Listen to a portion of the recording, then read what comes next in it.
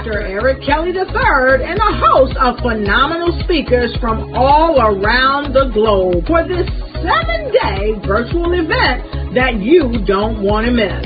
The mission of the Black Business Expo is to raise scholarship money from kids all the way from high school all the way from college. The Black Business Olympics is one of the largest Black business showcases in the world. It is an opportunity for businesses and companies to showcase their businesses globally. We are going to be giving away laptops up to $5,000 away to students. Again, I'm Olivia Appleberry, the founder of 2 Cents Finance and one of the speakers for the expo. I am so excited to see you there. For more info, go to www.blackbusinessexpousa.com or call 919-308-9090 and hope to see you there. I am Black Business. From the moment I wake until the time I sleep. Yes, I am Black Business. I am Black Business. Tell me, are you Black Business? I am Black Business. Do you support Black businesses? Listen, I support Black business because I am Black Business. Black Business Expo, one of the largest business showcases in the history of Black business in the world. The world! Sign up today at www.blackbusinessexpousa.com or call 919-308-9090. I am Black Business. I am Black Business. From the moment I wake until the time I sleep, I am Black Business. I am Black Business. Are you Black Business? I am Black Business. Do you support Black businesses? I support Black business because I am Black Business. Black Business Expo, one of the largest business showcases in the history of Black America in North Carolina. Join Dr. Eric Kelly III and a host of phenomenal speakers from all around the globe for this 7-day virtual event that you don't want to miss. The mission of the Black Business Expo is to raise scholarship money from kids all the way from high school all the way from college. The Black Business Olympics is one of the largest Black business showcases in the world. It is an opportunity for businesses and companies to showcase their businesses globally. We are going to be giving away laptops up to $5,000 away to students. Again, I'm Olivia Appleberry, the founder of 2 Cents Finance and one of the speakers for the expo. I am so excited to see you there. For more info, go to www.blackbusinessexpousa.com or call 919-308-9090 and hope to see you there. I am Black Business.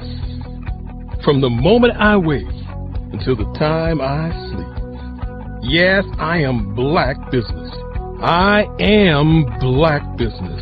Tell me, are you Black Business? I am Black Business. Do you support Black businesses? Listen, I support Black business because I am Black Business. Black Business Expo, one of the largest business showcases in the history of Black business in the world.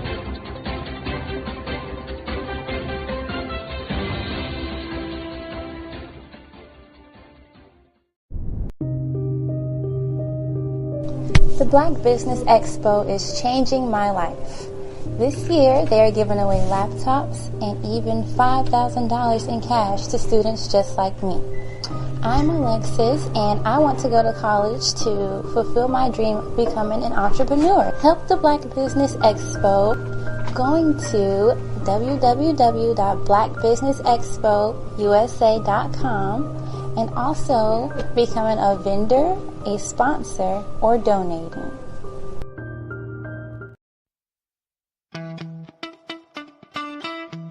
How many times have you been asked to help someone you didn't even know, a student, a business entrepreneur, or did you ever even ask, where did they end up? That business, that friend, that entrepreneur. Well, just maybe they ended up in a gang, bankrupt, homeless, or worse, dead. Maybe they turned to crime, drugs, and alcohol. Did you ever wonder? Did you destroy their dream, or was your life always so easy? At the Black Business Olympics, we started a movement to help students complete. Give them hope and foster success. Help them to leave their dreams of providing laptops, computers, and up to $5,000 in scholarship funds. Today, we ask you to help a student, a business owner, or an entrepreneur to realize their dream by sponsoring them, supporting them, and buying from them. Consider this. With $1.6 trillion in our Black community, we only ask for a small donation for our students, our businesses, and our entrepreneurs.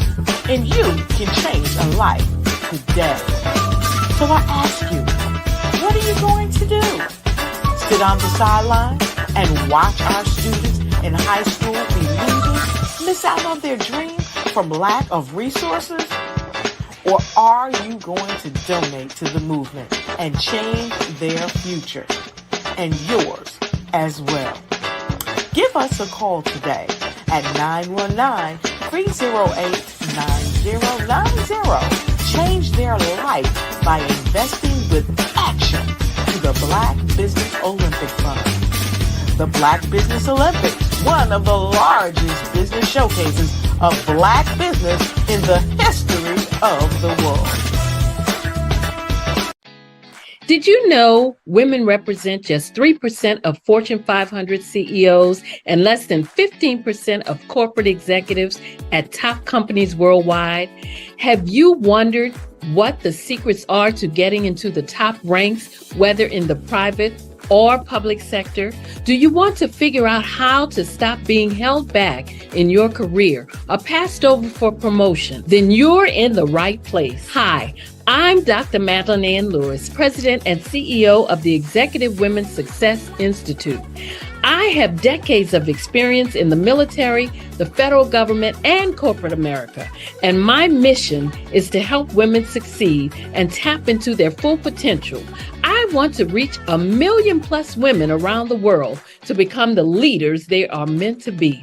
So if you want to move into a management or executive level position, or maybe you are a female veteran transitioning out of the military into business entrepreneurship, then reach out to the Executive Women's Success Institute at 301-693-3284.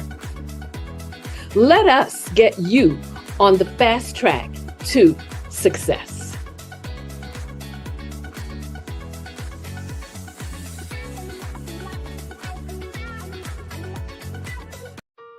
Hello, this is Israel, and I am CEO of Daydreams Interactive and author of Princess Planet. So, genius is common, and as a kid, I loved to daydream. Even as an adult, I love to daydream. And when my daughter became 6 and loved princess characters, but we just could not find the diversity that showed her, we created our own characters. So, for instance, you have Princess Nulu right here. Princess Nulu is from Uganda, and her genius is that she loves to take care of animals. She can actually even listen and hear what they say. And then we have Princess Isabella right here. Princess Isabella, she's from Cuba, and her genius is biochemistry. One day she hopes to eliminate disease. Then we have Princess Nia right here, and Princess Nia is based off of my daughter, and she is what she wants to be, the greatest dancer alive. So that's her genius. So what's your genius? My genius is my imagination. Genius is common. Sometimes you got to hear the news from the Black perspective, and more specifically, Black publishers. And that's exactly why you have to download the Heytie app, the largest mobile app delivering breaking news, videos, and podcasts from 200 of your favorite Black publishers. Yes, 200 Black publishers delivering news as it happens, literally all in one app. Go to HAYTI.com or download the app in the Google Play Store or Apple App Store. It's completely free, along with information that you can trust, so go check them out. Every speaker has a moment where their words can spark inspiration, drive change, and transform lives. But what happens after the applause fades? With 5-star BDM, your voice doesn't have to fade. We transform your live session into a professional ebook. Imagine your session becoming a permanent interactive asset, reaching new audiences across the globe. Like Grant McGough and Dr. Eric Kelly III, whose session on the Mindset Revolution continues to inspire thousands through their custom ebook. Your ideas can become a lasting impact. Turn your session into an ebook that not only tells your story but expands your reach, builds your brand, and engages your audience. With embedded videos, custom graphics, and a stunning flipbook or PDF format, your message will inspire long after the event is over. And for a limited time only during the Black Business Olympics, get your custom ebook today. This is your chance to transform your message into something truly unforgettable at an unbeatable price. Your package includes a professionally designed ebook, a flipbook or PDF, embedded video of your session, and custom graphics. Everything you need to showcase your message in a way that lasts. With 5-star BDM, your session becomes more than a moment. It becomes an opportunity for growth, greater visibility, and lasting impact. See your influence multiply as your message reaches new clients, partnerships, and platforms. Ready to turn your ideas into a global movement? Visit 5starbdm.com to secure your custom ebook today. Your audience is ready to listen.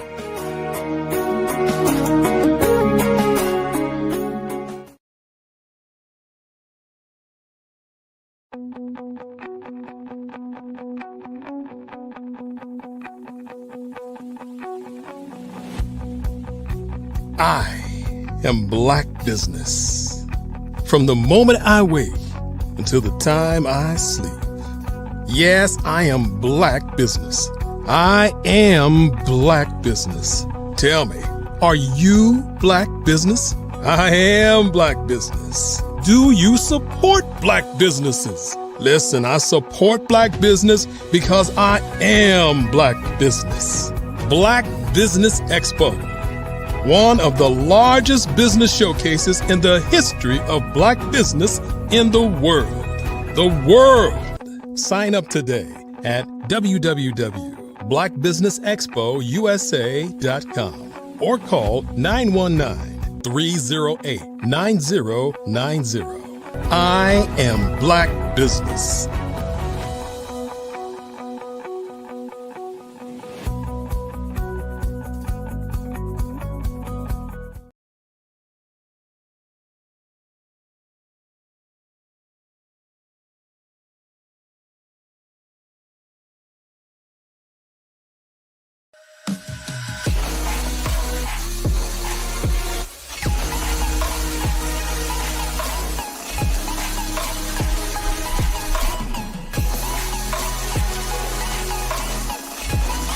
I'm your business moderator.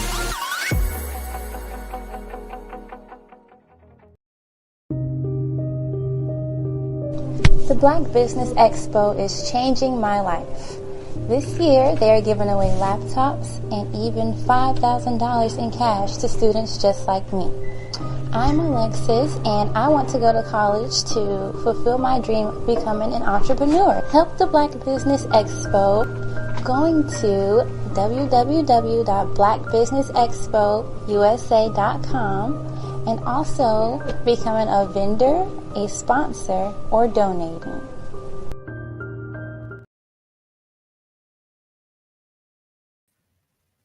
Hello, business owners, entrepreneurs, thought leaders, and corporations.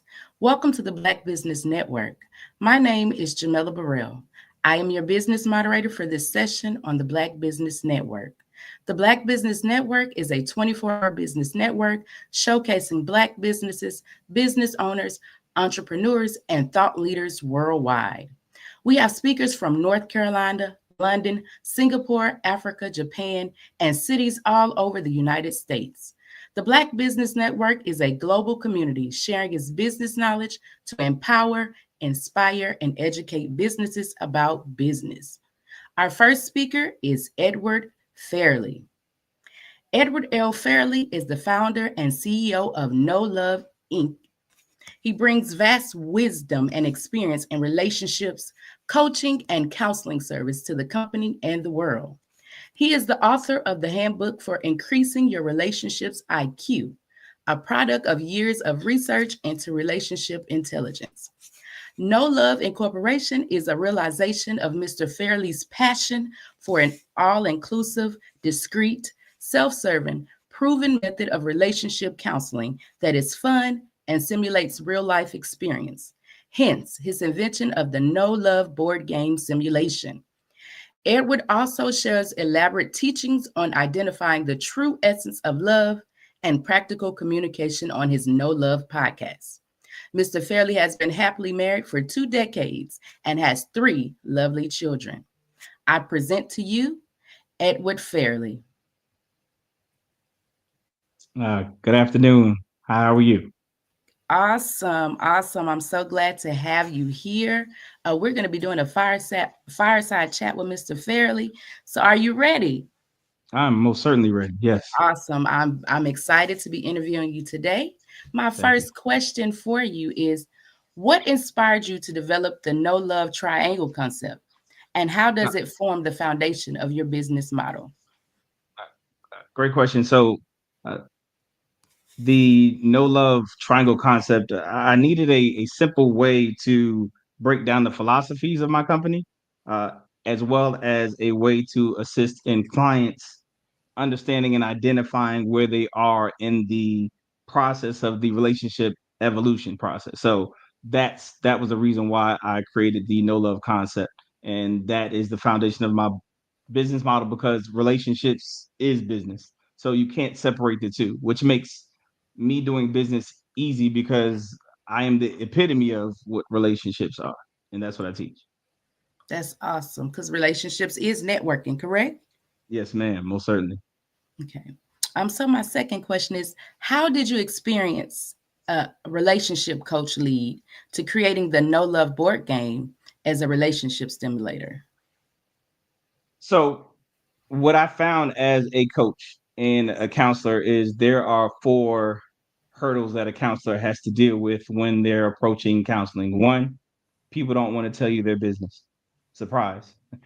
2, if they do tell you their business, they don't tell you everything. That probably scared me the most, because if you think of it as a physician, if you're prescribing drugs or a solution to someone's problem and they omit something, that could drastically change the actual solution or the drug, which can actually kill them because of what they omitted. And I thought about that as a counselor. If I'm knowingly listening to people who I know and I can sense they're omitting some information, when I share what the solution to the problem is, I could literally kill their relationship, i.e., cause them to have a divorce. And then thirdly, the person that gets feedback first, or an opportunity for correction, so to speak, they typically feel like they're being double teamed and they don't want to play anymore. And then lastly, which makes number 3 bad, is the opposite sex of the counselor typically assumes that you're going to be biased towards the same sex. So if they are the first person that has an opportunity for correction, it only affirms their assumptive bias, and then they really shut down because they say, I knew she was going to be on your side because she's a woman, or I knew he was going to be on your side because he's a man. So what I did was I took years off of counseling, and I took every single thing that I can know, every single thing that I knew about counseling issues, problems, and I created a simulation that addressed all of those issues. So when the person plays a simulation, I don't have to ask them what their problems are, what their business is. When that landing space or that card or scenario makes them feel uncomfortable, that's them telling them that is their problem. And we all know that in the 12-step program, the first step is you telling yourself you have a problem. So if that card or situation made you feel uncomfortable, that's you admitting that that is your problem. And then it has the solution embedded in it, or the counseling, which in turn allows for you to discreetly resolve your issue. So that is what my experience of coaching did to lead me to creating the simulation. As far as the simulation, do you play it by yourself, or is it with a group of people? Is it with your spouse? When should you use this game? That's a wonderful question. So the board game simulation, it is from 1 player to a 6 player. So you can play it by yourself. Some people actually just sift through the cards and read, and they get change or opportunity for change there as well. But as I shared, you can play up to 6 people. You can play with a partner. I have clients that are not in relationships. I have successful clients that aren't in relationships that use the concepts that they learn through my coaching in their business to allow for them to succeed in business. Because as I shared earlier, relationships, they bleed over to any kind of business, home, marriage, dating, or being by yourself, because you have to first love yourself in order for you to effectively love another person. That is so true. I can't wait to get that game. Okay. Can you explain your be plus do equals have philosophy and how it transformed your relationship? Oh, great question. So how do I conceptualize this in a simple way? So for one, to summarize it, the core of your essence of your being, i.e., the be portion, will guide the intent behind your doing or your actions, which will determine what you have or are able to maintain. So let me kind of give you an idea as to how that works. So if my wife is working for 2 weeks overtime and I can tell that she's tired, so by the end of week 2, I decide to set her up with a massage after work, and her favorite meal being prepped and cooked. And after the meal, there's a hot bath or bubble bath set up, and she comes home to flowers and cards. And at the end of the day, I just let her relax and go to sleep. She's going to be appreciative of that, right? Now, let's use the same concept. And then at the end, when she's done, I say, now that that day is done, you see everything that I did. So you know what I expect for you to do for me later. Now I've ruined that entire experience. I've tainted the experience. So what I mean by that, so the being of me and the second scenario was me being a selfish individual who did everything with the intent of me getting something in return. It looked the same.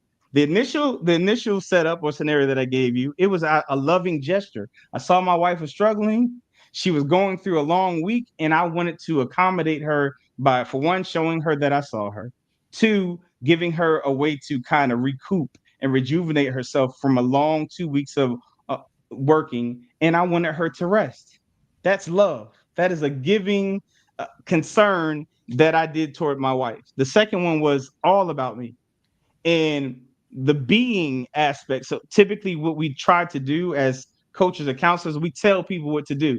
But if the core of you is tainted or selfish, then even when I tell you the right thing to do, it's not going to yield you successful results. So we need to work on the core, the being of you, so that your actions align with that being, which in turn will allow for you to have a successful relationship. Does that make sense? That makes sense. You got to first start with yourself. Exactly. You got to first look at yourself before you can be. Wow, that's amazing. Amazing. Look, you just dropped knowledge right there. With divorce rates at 40 to 50%, how does No Love Inc. approach relationship education differently than traditional counseling? So we kind of address that. We are the only company that has the relationship simulator. So the simplest way to say it is good judgment comes from experience, but experience comes from bad judgment. Mm. So Say that one more time. Say that one more time. All Slow right. it down for him. Yes, One more yes, time. ma'am. So good judgment comes from experience, Hmm. and experience comes from bad judgment. Wow. You don't learn from success. You learn from your failures. No one can learn from success. You have no idea what caused you to be successful, but when you mess up, you learn that okay, I don't touch a hot stove, it will burn me. That's from a failure, which allow for you to gain good judgment through that experience. So, with our simulation, we've created an environment through gameplay that allows for you to have bad judgment experience, which gives you experience that changes your core and then gives you good judgment because of the experience through the condensed simulated process. So that is where we differ. Most companies or counselors, they're telling you what to do, but they're not assisting in you having a moment of failure that is going to leave you feeling emotional. So through the simulation, you're playing the game, you're going back to single, you literally get divorced. You have all of these experiences. You watch people surpass you through getting in a relationship, getting married. You're still stuck in dating. You get frustrated, you lose 2 turns, you lose 3 turns, or you get a divorce while you're watching everyone surpass you or evolve in their respective relationships. But all of these feelings that come as a result of that are leaving experience, real life experiences. Though it's a simulation, it feels real to you, and you're gathering the information and wisdom through hours, which takes people years and 17 or 6 or 5 relationships to gain the wisdom that you're gaining through the simulation. So that is where we drastically differ from other coaches and counselors. Wow. So you allow me to look at what I experienced, my hurt, all these things, and then deal with it. Yes. And Yeah, most it's all counselors embedded just in the tell simulation. you how to fix it, but not how do you address what you felt at that very moment. Which is so cool about it. So when you play the simulation, you don't even have to admit that's your problem. If you have a good poker face, you can feel it and then see how do I resolve this or where did this come from? Because the core, the rooted issue behind that action or circumstance is embedded in the simulation. So you get the knowledge as to how to fix it, where it came from, what you need to address, and you can do that discreetly. You don't have to confess. Your spouse or someone might be able to say, "Hey, that seems like you." But oftentimes when people play the simulator, what I hear the most is you stepping on my toes, or "Ooh, this card is serious." But you wouldn't say that unless you saw yourself in it. And oftentimes when people they're in coaching or counseling, they typically go to coaching and counseling to point to their spouse and say, "See, this is what you need to fix." In my counseling, every testimonial is I saw myself. I saw where I went wrong, which you can fix that. You cannot fix someone else's actions or lack thereof. And that's where true change comes from. Wow. I like that. I like that it allows me to examine myself, go It fix forces you. myself. It's not even Let allowing. You are forced. It is a mirror. You have to see Wow. yourself. You can't duck it. Wow, that's amazing. Y'all gotta go get that game, y'all. How does your background influence your unique approach to relationship? I'm sorry. Next question. You just answered that. It's okay. What motivated you to write the handbook for increasing your relationship IQ? And how does it complement your other offerings? So the short answer to that is once I realized, because the book itself came as a result of a failing marriage. So with my marriage failing, I troubleshot my marriage and had these aha moments and realizations that allowed for my wife and I to become best friends when we were really in a dark place and ready to throw in the towel. So when I came to all those realizations and then I started to share those concepts with my circle of friends and colleagues and it helped them, I realized that it wasn't special to our relationship. It was actually universal truths. And we had become the so much best of friends that we became that couple that it got on people's nerves how we interacted with each other. And they were hating on us, but to us, that was a good thing. But I wanted what I was able to have to be shared with everyone else. So I took the time to write out what it is that I realized that was causing the issues in our relationship that allow for us to evolve into best friends and wonderful mates and partners. And I put it in a book. It's called The Handbook for Increasing Your Relationship IQ. It did so well that it ended up being adopted as the prerequisite of marital counseling to other coaches and doctors that ran marriage counseling centers. And then that put me on a speaking circuit. So that is what caused me to become a coach and a counselor, and which in turn evolved into me realizing those four things that we discussed earlier that led me to create the board game simulator to complement that. So this actually doesn't complement the other stuff. It helps you to better understand what it is you're going to go through when you play the simulation. Mm-hmm. Now, you said that you were on the brink of divorce. What made you say, I don't want to go through with this? I got to change something about myself. What made you not get stuck in that moment of like depression, anger, hurt, whatever it might have been? What made you say, I can't go down like this? I don't want to lose this. That's a great question. Honestly, I wasn't there. So let's start there. I was ready to throw in the towel. We both were ready to throw in the towel. But interestingly enough, at the time of our dark time of our relationship, I was a technician for a telecommunications company, and I was thriving as a technician with that telecommunications company. And I was literally sitting on my fraternity brother's couch because we had such a dark night that day that I left my house and went and stayed at my frat brother's house, slept on his couch. And I was thinking to myself, man, how is it that I'm thriving at work, but I'm failing at relationship? And I realized that what they teach you as far as troubleshooting issues, whether it be a TV, data, or telephone, was go to where the problem is, ask them, hey, what's going on? They'll share.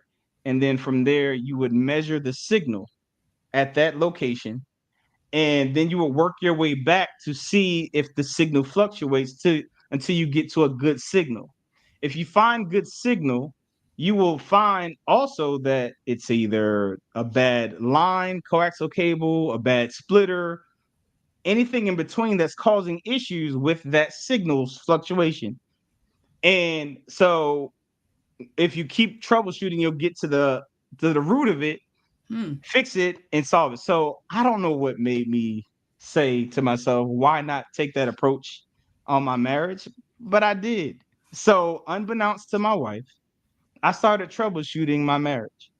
The marriage was where the problem was. So I started checking what would cause the issues. And interestingly enough, I found so many things that I was taught to bring to the relationship by professional counselors that were actually contributing to the philosophies that led to us having issues in our marriage. From there, I was smart enough to realize how detrimental those philosophies were, snatch those out at the root, which in turn caused me to have a better signal. But when troubleshooting, you have to find a good signal. I said I found a better signal. So that forced me to actually have to troubleshoot when we were in a relationship because I did not find a good signal. So I started troubleshooting, just thinking about the whole relationship process, how we got there. And then I started and realized a bigger aha moment like, oh my goodness, how did I not notice this thing contributing to what actually caused more problems in the actual marriage? And I snatched it from the root. Because again, at that point, mentally, you're mature enough to start realizing these things are not benefiting the relationship. So I snatched it. Again, I found a better signal, which in turn improved the relationship. My wife doesn't even know this stuff is going on. But I didn't find a good signal again. So I had to go in. I started troubleshooting when we were dating. And oh my goodness, I found like, oh my gosh, how in the world did I not see this as a contributing factor to the relationship, which in turn bled over to the marriage? Snatched that at the root. Then it was a drastic change, but still not a good signal. So Now I had to troubleshoot when I was in relationships with other women, and I came to the same conclusions that I came to with my wife, which again was not the good signal, which forced me to have to troubleshoot myself. And there I found a lot of insecurities. There I found a low self-esteem. And there, with the mental maturity that I had, I was able to identify how ridiculous the thought processes that led to my low self-esteem and insecurities were, snatch those at the root, fall in love with myself, become a friend of myself. And then that bled over to a good signal, which transitioned over to our relationship. And we have been the best of friends ever since. So that me being a technician is what led me to being what it is that I am now. Wow. Started with yourself. You ain't point And it fingers at all her. You started looked with at myself. you. Exactly. You looked at your past experience. You looked at past relationships. Exactly. And found a solution. Now remember the theme now. All my testimonials are I saw myself. So clearly I've taken my process and I've subtly put it inside of the simulation so that they too can go through the same process that I went through so that they can see themselves snatch everything from the root and then find love and friendship for themselves and then let that bleed over into their relationship. Awesome. And then you also said, so this is all in the handbook also that they can get also along with the simulation to build on. So you can get the handbook first. Yes, ma'am. So what I found with the handbook was it was foundational. I thought I would be able to solve the problem through the book, but then people kept asking me, well, when's the next one? Now, as flattering as that sounds, I'm very critical and hard on myself. So I'm like, why would they ask for more if I took care of the problem? But what I didn't. I gave them surface level stuff, and we needed to go deeper, which is where the coaching came from. And then from the coaching came the actual simulation, which gives them a tangible and practical process that they can go through to get the results that the book laid the foundation for.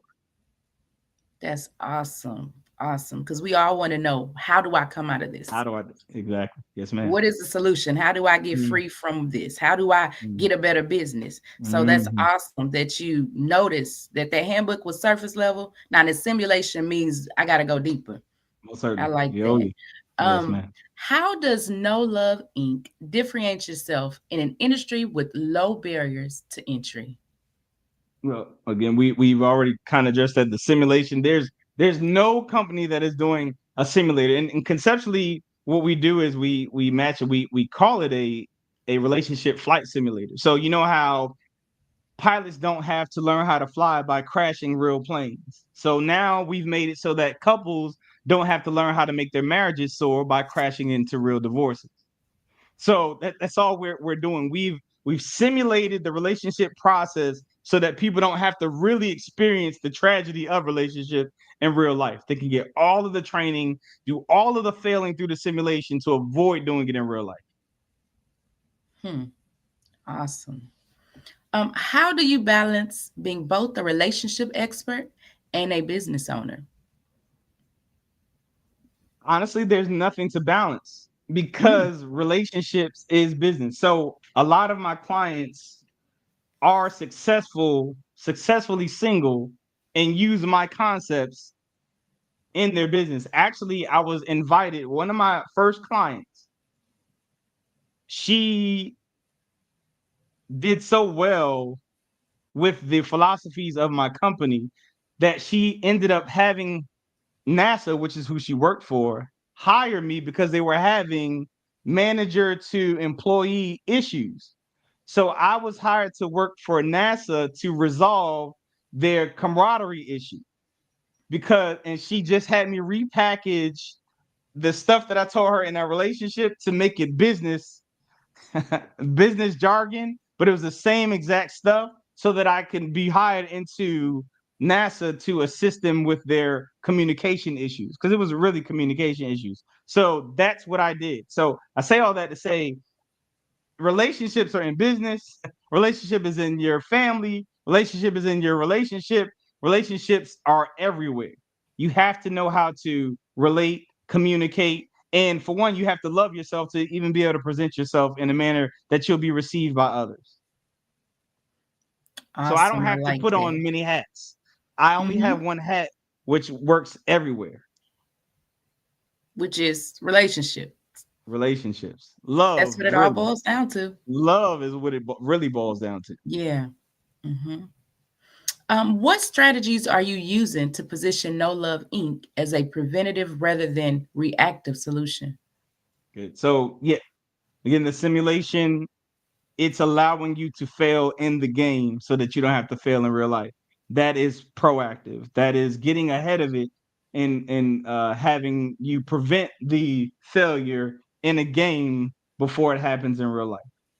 It doesn't get any better than that. To be able to fail quickly and remove all of those years of failure with real people by playing it through with a fictitious person in a simulation so that you don't have to bring that to your spouse or your future spouse, rather. I like that. Practice before you fail. There you go. Yes, Read about it before you fail. Think about it before you go through it. I like that.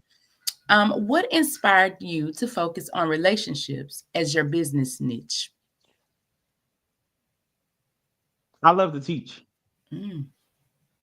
That is ultimately what I am. I am a teacher. I simulate everything. This simulation is not the first simulator. As far as my children, I simulate life. One of the things that bothers me the most is to hear a parent say, "That's okay. You'll get it when you get out in the real world when you grow up." I'm like, why not bring the real world to them? Simulate it in your household so that when they get to the real world, they're already equipped and they're like, "Oh, this it was hard at my house." This is simple to me. So that is how I my philosophies as far as life and everything, even down to my home. My job as a husband and as a father is to make my children and my wife as independent of me as possible. I think that's the most loving thing that I can do. I'll do anything for my children and my wife after I know they can do it for themselves.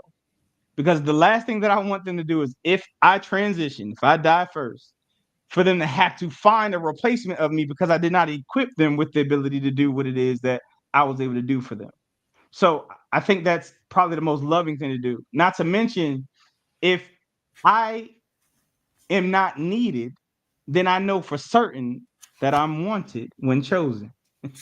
Wow. And a lot of times, wait. Say that again real slow because a lot of people want to be needed. Exactly. So say that again. Are needed, you don't know that you're wanted. Matter of fact, that's why a lot of people who are wealthy have a hard time getting relationships because they don't know if they're being used for their finances or what have you. So they typically date people who share their same career path or their wealth so that they can at least have some kind of sense that I've actually been chosen. So I say all that to say I equip my children and my spouse to be able to do what it is that I'm able to do so that I know that I'm actually wanted as opposed to needed. I don't want to be needed. And I don't want them to actually get in a relationship where they feel like they need someone. That actually is choosing someone out of desperation, not even choosing someone. That's needing someone, literally. So if I create an environment that allows for you to love yourself and equip yourself to be self-sufficient, then your choices are actually choices. They're not desperate decisions. Wow. You So equip I and say all that to train. say that's why my niche is that. I'm very passionate about it. I love love, and I know that love literally conquers everything. If I solve the love issue, then I solve every other issue. Wow. That's awesome. To equip and train someone is love. Oh my gosh, yes, most certainly. Wow. To give them Think about skills. people who leave and they have to do GoFundMe's and everything like that and scramble to try to survive because you did not equip them to do what it is that you're able to do. I hear it all the time. Oh my gosh, my wife is on a vacation with her job. I haven't had a home cooked meal and I don't know what. Hold on, you're a grown man or a grown woman and you haven't eaten properly because your wife is gone?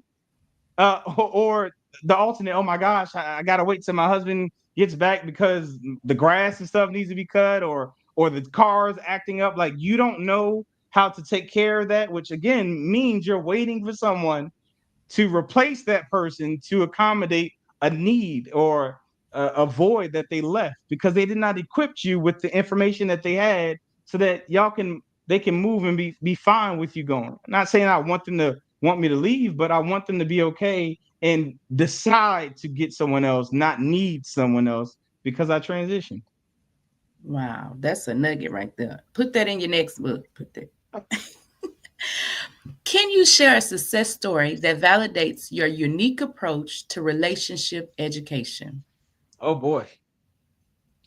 It doesn't sound like a success story, but it's my favorite success story. So I had a client who I knew before it happened that he was settling.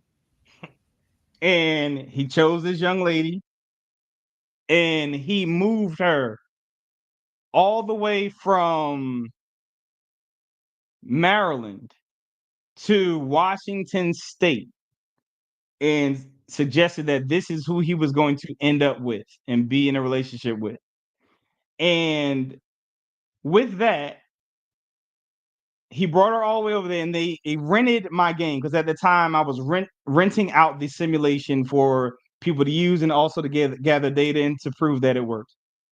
They rented the game, played the simulation, and realized through the simulation that they were not compatible.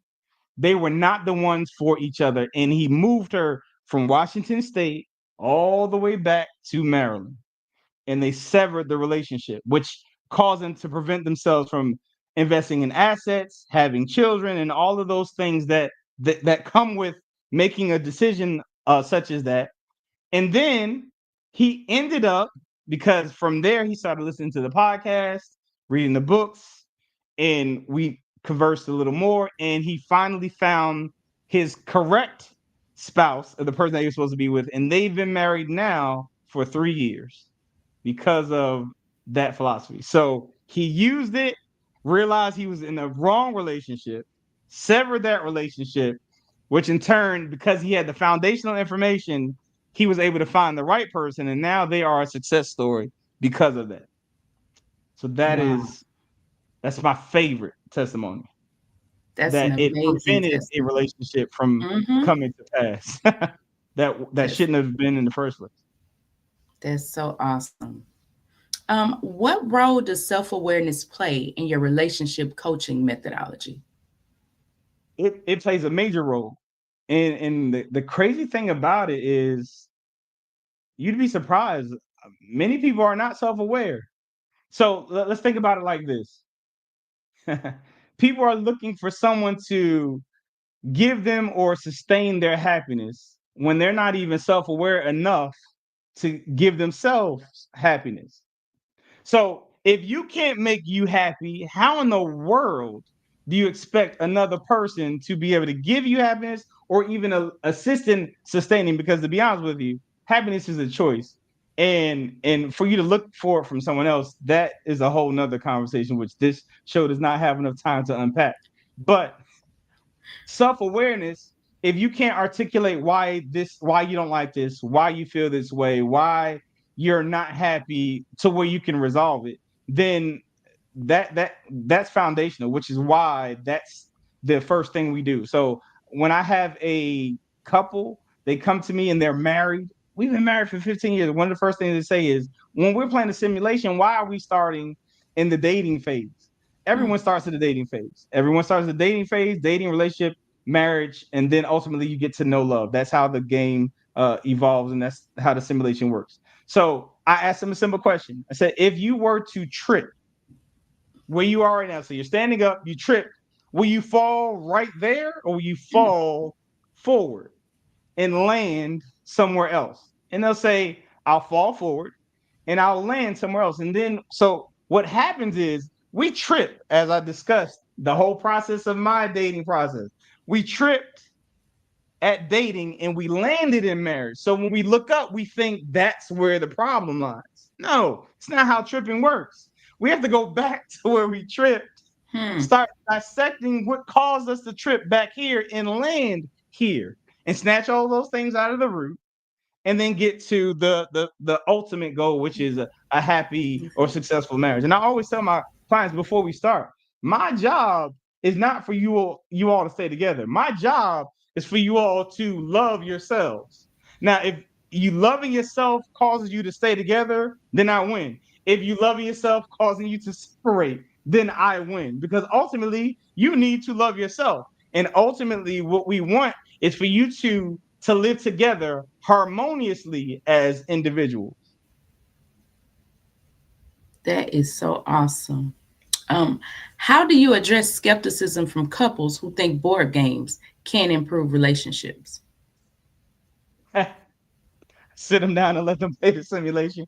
But honestly, the evidence is in the games. That's actually one of the most popular things that are going on right now.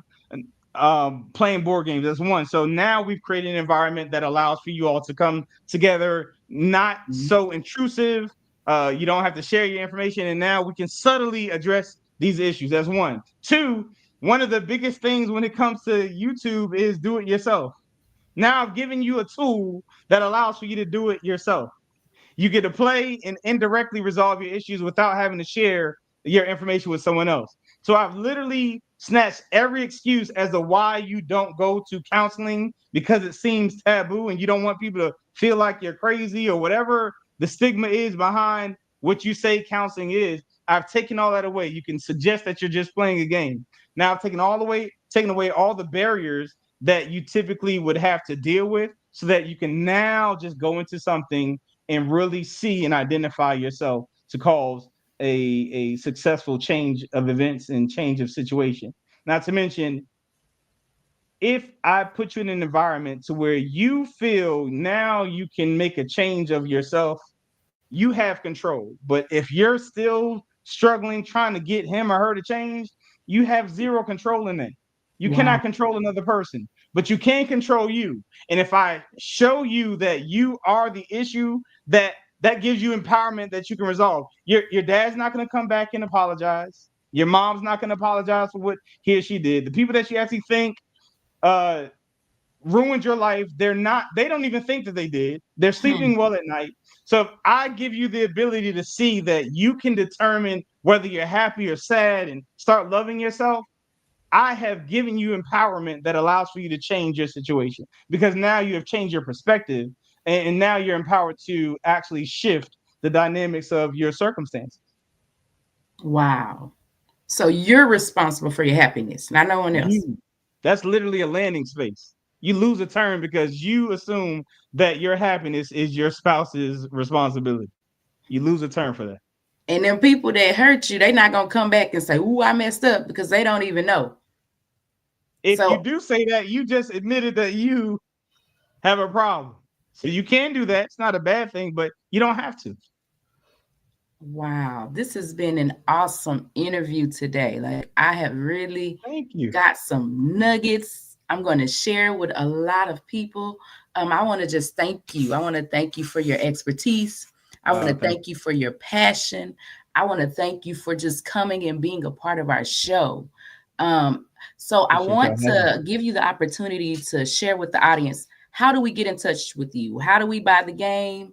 How do we get the book? Perfect. So the simplest way is KNOWLOVEinc.com. That's KNOWLOVEINC.com. So right now we are waiting. We have 1,005 units that are coming from China. So you can also email me at edwardlfairley@KnowLoveInc.com, and I can accommodate pre-orders that way, because we're as far as the site is concerned, we're holding off on allowing people to purchase the actual simulator until it actually comes, because I don't like to hold people's coins up like that. That's a very sensitive topic. So I'll give you the pre-order information through that email, and then from there we'll let you know when it arrives. It's scheduled to arrive around February the 20th. That's when we'll start distributing locally, and then we go from there. The book is available anywhere. You can go to Amazon, Barnes and Nobles, anywhere online, and you can get the handbook for increasing your relationship IQ. And the No Love podcast, we have like 57 episodes that are there now. I had stopped doing the recordings and we're about to start sharing them a lot because we finally have reached our patent pending status for the board game so that people can't steal the idea, the concept. So we're now able to talk about it freely, which is why I took this interview. So we're doing a lot of things here at No Love, and I'm excited for the world because of this, because you all are my passion. Awesome. I just want to remind everybody that genius is coming. And Mr. Eric, I will see you on the other side. Oh, wow, thank you. The Black Business Expo mission is to raise funds for high school seniors going to college or K through 12 entrepreneurs. This expo is a fundraiser for students. You may go to www.blackbusinessexpousa.com to donate to the scholarship fund, or use the Cash App that's on the screen below and say $BBX USA. Our goal is to give laptops and up to $5,000 to 10 students. They can register online at www.blackbusinessexpousa.com. Every dollar counts, so we want to remind you to donate to the scholarship fund. We want to thank our Black Business USA sponsors for September 2024-5. There's NC100, Suede Soul, Caroline, Virginia Minority Supplier Development Council, Step Management, Margie McLean Foundation Incorporation, Genius is Coming, Executive Women's Success Institute, The Quality Coaching Company, Superwoman Business Services, Creative Force Studios, Lee Entertainment, Black Business Olympics, Artistic App Design, Banks Law Firm, Black Business Expo USA.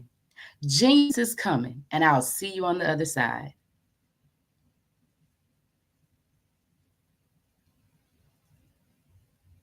Every speaker has a moment where their words can spark inspiration, drive change, and transform lives.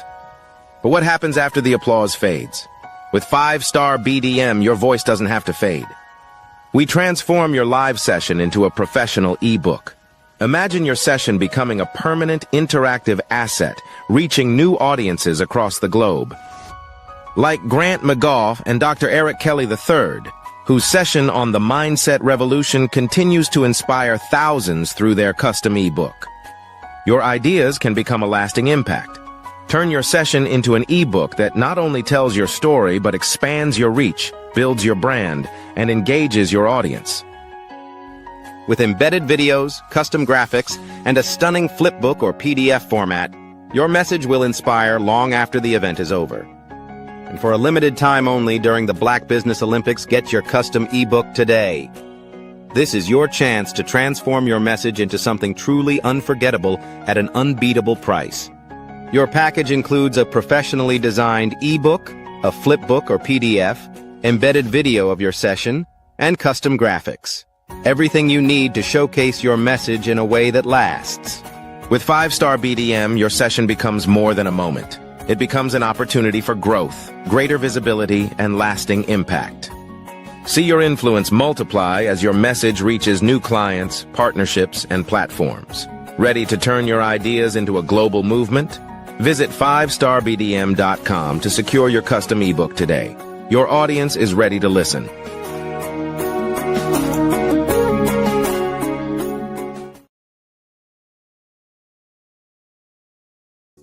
Follow the Brand TV broadcast host, Grant McGaugh, as he visits with top executives and entrepreneurs to find out their secrets of success with their personal brand. Follow the Brand TV broadcast host as he focuses on brand development to build better relationships, bring value to your business, relationships, and career. You will enjoy listening to each episode that is tailored to speak to you directly. If you're looking for this type of clarity in terms of building your brand, you have tuned into the right station. Each episode will help you to shape a conversation in the 5-star BDM network of 20,000 professionals and become a springboard for your corporate engagement and business opportunities. Each guest will frame their story in the areas of personal branding, business development, career development, financial empowerment, and technology innovation. Grant McGaugh explains why he is the CEO and owner of his own professional career. Grant is an accomplished business leader and entrepreneur who wants to give back to individuals to grow their personal brand strategy. Tune in as he weaves his story about new possibilities, while to you exceed expectations. If you love storytelling, this show will make for fun.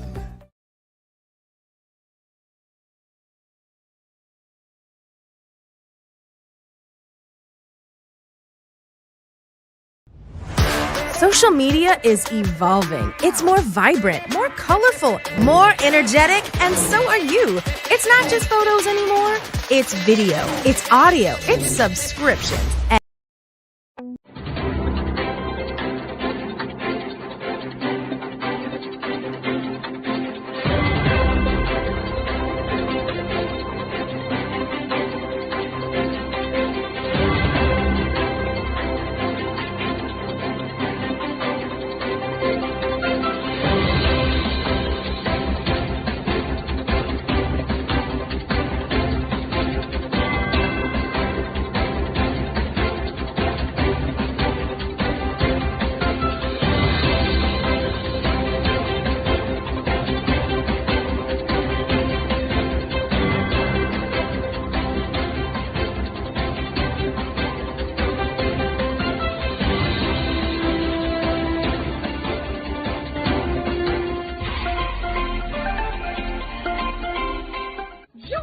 Dr. Eric Kelly III and a host of phenomenal speakers from all around the globe for this 7-day virtual event that you don't want to miss.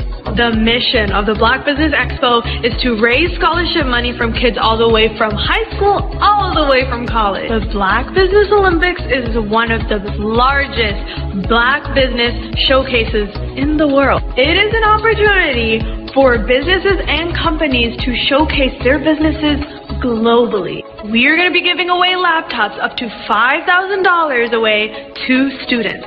Again, I'm Olivia Appleberry, the founder of 2 Cents Finance and one of the speakers for the expo. I am so excited to see you there. For more info, go to www.blackbusinessexpousa.com or call 919-308-9090 and hope to see you there. I am Black Business. From the moment I wake until the time I sleep. Yes, I am Black Business. I am Black Business. Tell me, are you Black Business? I am Black Business. Do you support Black businesses? Listen, I support Black business because I am Black Business. Black Business Expo, one of the largest business showcases in the history of Black business in the world. The world! Sign up today at www.blackbusinessexpousa.com or call 919-308-9090. I am Black Business. I am Black Business. From the moment I wake until the time I sleep, I am Black Business. I am Black Business. Are you Black Business? I am Black Business. Do you support Black businesses? I support Black business because I am Black Business. Black Business Expo, one of the largest business showcases in the history of Black America in North Carolina. Join Dr. Eric Kelly III and a host of phenomenal speakers from all around the globe for this 7-day virtual event that you don't want to miss. The mission of the Black Business Expo is to raise scholarship money from kids all the way from high school, all the way from college. The Black Business Olympics is one of the largest Black business showcases in the world. It is an opportunity for businesses and companies to showcase their businesses globally. We are going to be giving away laptops up to $5,000 away to students. Again, I'm Olivia Appleberry, the founder of 2 Cents Finance and one of the speakers for the expo. I am so excited to see you there. For more info, go to www.blackbusinessexpousa.com or call 919-308-9090 and hope to see you there. I am Black Business. From the moment I wake until the time I sleep. Yes, I am Black Business. I am Black Business. Tell me, are you Black Business? I am Black Business. Do you support Black businesses? Listen, I support Black business because I am Black Business. Black Business Expo, one of the largest business showcases in the history of Black business in the world.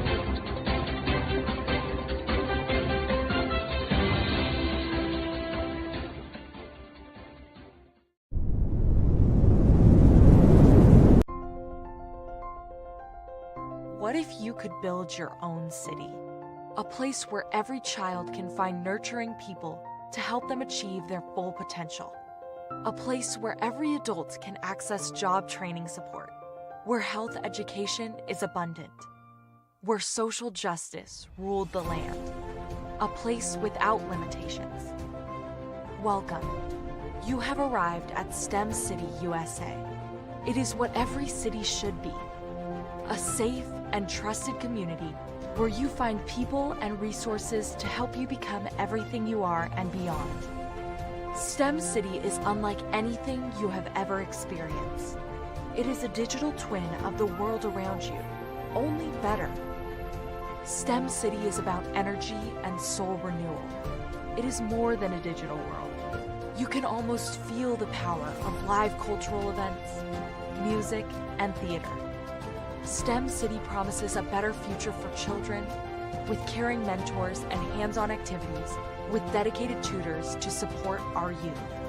STEM City is your passport to a healthy lifestyle with weekly events addressing our community's many issues. STEM City is your financial well-being with helpful information on wealth management, career advancement, job training, and so much more. STEM City is the community you deserve. It is the city where your dreams can come true. STEM City USA, a place in the sky that is accessible to all who reach for the stars.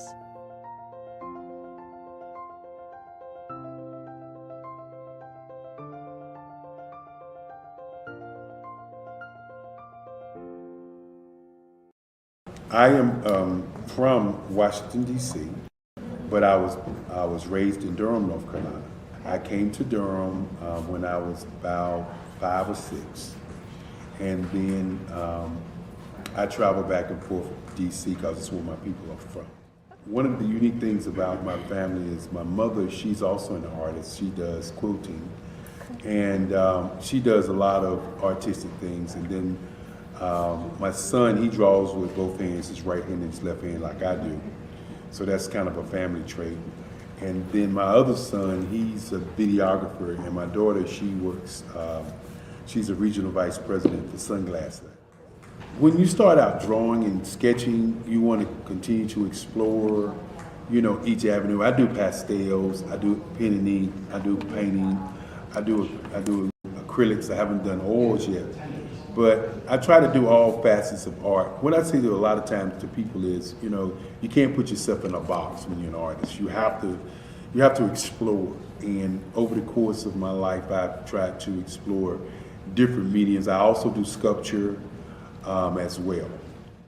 I choose my subjects by the intensity that they have in their faces, or the intensity that somebody is moving, because I do more than portrait drawings. I also do I do abstract, and then I do figurative drawing also. Well, what happened in this particular show is that I started out trying to come up with something that would be a little bit different than what everybody else is doing. So I was working on a Barack Obama show, and they wanted me to do some paintings of Barack. And so what I did was, because of the deadlines, I kind of did it kind of fast. And then I realized when I was doing it fast, I enjoyed it. And so then I started doing other pieces the same way, and I started to enjoy those pieces also.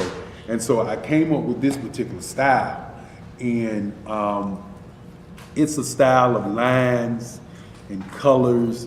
And what's interesting is that when I was in college, I did a show called Lines, Colors, and I talked about the boldness of the blacks, the hotness of the whites, and this is how this has come about, later on in my life. And the colors comes from a lot of the entertainers that I work with, where they wear different colors. They don't wear, your plain reds or your whites. They wear different colors, and so that's also another piece of what's giving me the colors.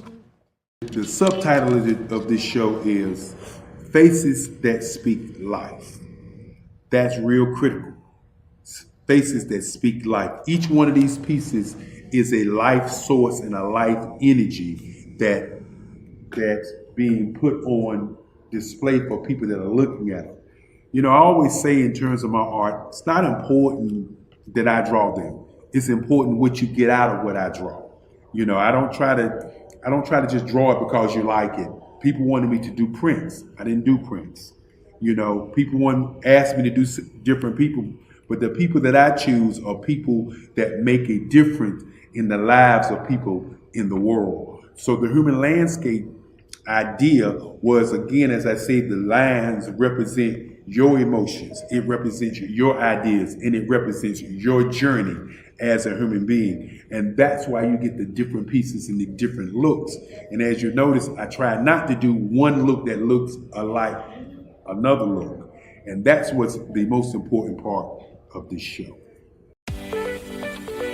You are in the right place at the right time. The Black Business Network opens again for its Black Business Olympics, a 24/7 broadcast on business, strategies, global branding, social media marketing, finance, advertisement, and much, much more. Featuring the top, most powerful entrepreneurs and speakers and thought leaders from all around the world as they gather together for this phenomenal event. Join the Black Business Network streaming live into the metaverse, STEM City, USA, Black Multiverse, Pod TV, Roku, Hulu, iHeartRadio, Apple TV, YouTube, TikTok, Instagram, Google Podcasts, Facebook, LinkedIn, IBM TV, Spotify, and Twitch. Tune in today and be a part of this amazing movement. The Black Business Olympics welcomes you.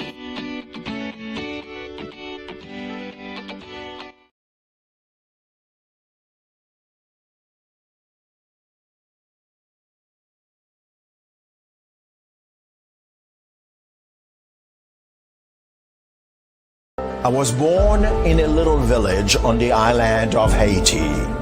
Many deadly diseases pounded me. It is as if they were on a mission to end my existence on this earth. I refused to give up. In 1983, I left Haiti and came to the United States of America. And I came with $5, 2 shirts. I didn't speak in English. I came to Atlanta. I got a job. I was a doorman. I was a doorman with a dream. What I used to come on stage.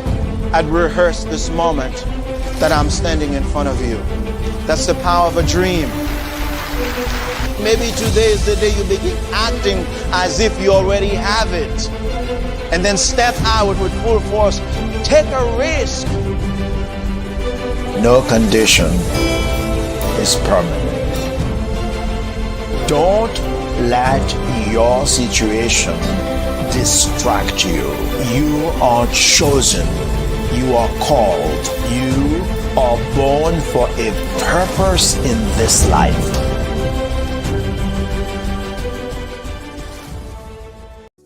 Follow the Brand TV broadcast host, Grant McGaw, as he visits with top executives and entrepreneurs to find out their secrets of success with their personal brand. Follow the Brand TV broadcast host as he focuses on brand development to build better relationships, bring value to your business, relationships, and career. You will enjoy listening to each episode that is tailored to speak to you directly. If you're looking for this type of clarity in terms of building your brand, you have tuned into the right station. Each episode will help you to shape a conversation in the 5-star BDM network of 20,000 professionals and become a springboard for your corporate engagement and business opportunities. Each guest will frame their story in the areas of personal branding, business development, career development, financial empowerment, and technology innovation. Grant McGaw explains why he is the CEO and owner of his own professional career. Grant is an accomplished business leader and entrepreneur who wants to give back to individuals to grow their personal brand strategy. Tune in as he weaves his story about new possibilities, while to you exceed expectations. If you love storytelling, this show will make for fun. Sometimes you got to hear the news from the Black perspective, and more specifically, Black publishers. And that's exactly why you have to download the Hey Tie app, the largest mobile app delivering breaking news, videos, and podcasts from 200 of your favorite Black publishers. Yes, 200 Black publishers delivering news as it happens, literally all in one app. Go to HAYTI.com or download the app in the Google Play Store or Apple App Store. It's completely free, along with information that you can trust, so go check them out. Bravery is not the absence of fear, but the ability to overcome it. We stand for those who defy suppression, who speak out, and those who walk the road less traveled. Everyone deserves to be seen and their voices to be heard. We're sparking a movement, growing a community of creators united by the desire for freedom, choice, equity, and ownership. At Fanbase, it's all for one and one for all. We support each other to guide, promote, and uplift you in a place where you can unapologetically be yourself. A place where your voice, ideas, and creativity are not just welcomed, but celebrated. We are Black founded, minority funded, and supported by a diverse, inclusive, powerful community that believes in the strength of authenticity and individual choice. Regardless of success or background, we welcome you, the marginalized, the underappreciated, the successful, the superstar. We're for all who seek a space to express themselves freely, where they are rewarded for being their authentic, true self. We transcend labels because only we have the right to define ourselves. We are built for the brave, the culture, the creators, and for the future where everyone has the power to shape their own destiny, where all are empowered, voices are amplified, and freedom is embraced. For the first time, you have a chance to own the platform you helped make popular. It's a revolution, a movement in how we connect, create, and share. Everyone is a creator, and everyone has a fan base. Here, you can be you without limits.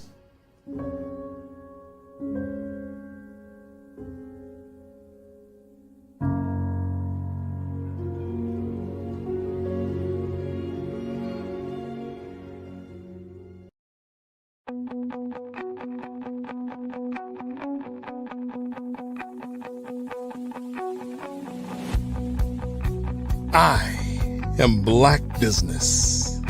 From the moment I wake until the time I sleep.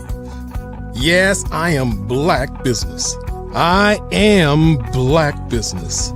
Tell me, are you Black Business? I am Black Business. Do you support Black businesses? Listen, I support Black business because I am Black Business. Black Business Expo, one of the largest business showcases in the history of Black business in the world. The world! Sign up today at www.blackbusinessexpousa.com or call 919-308-9090. I am Black Business.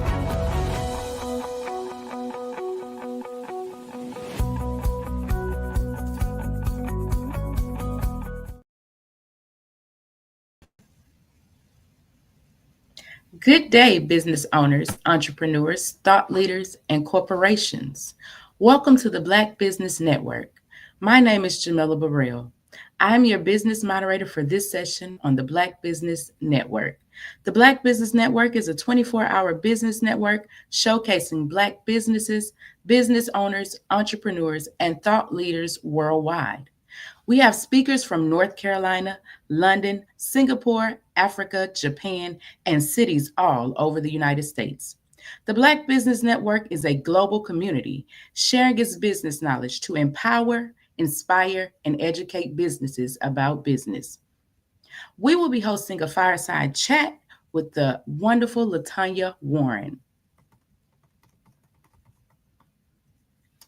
LaTanya Warren, CEO and founder of Armentia LLC, leads a SWAM-certified, veteran-owned cannabis research development and education company, Collabora.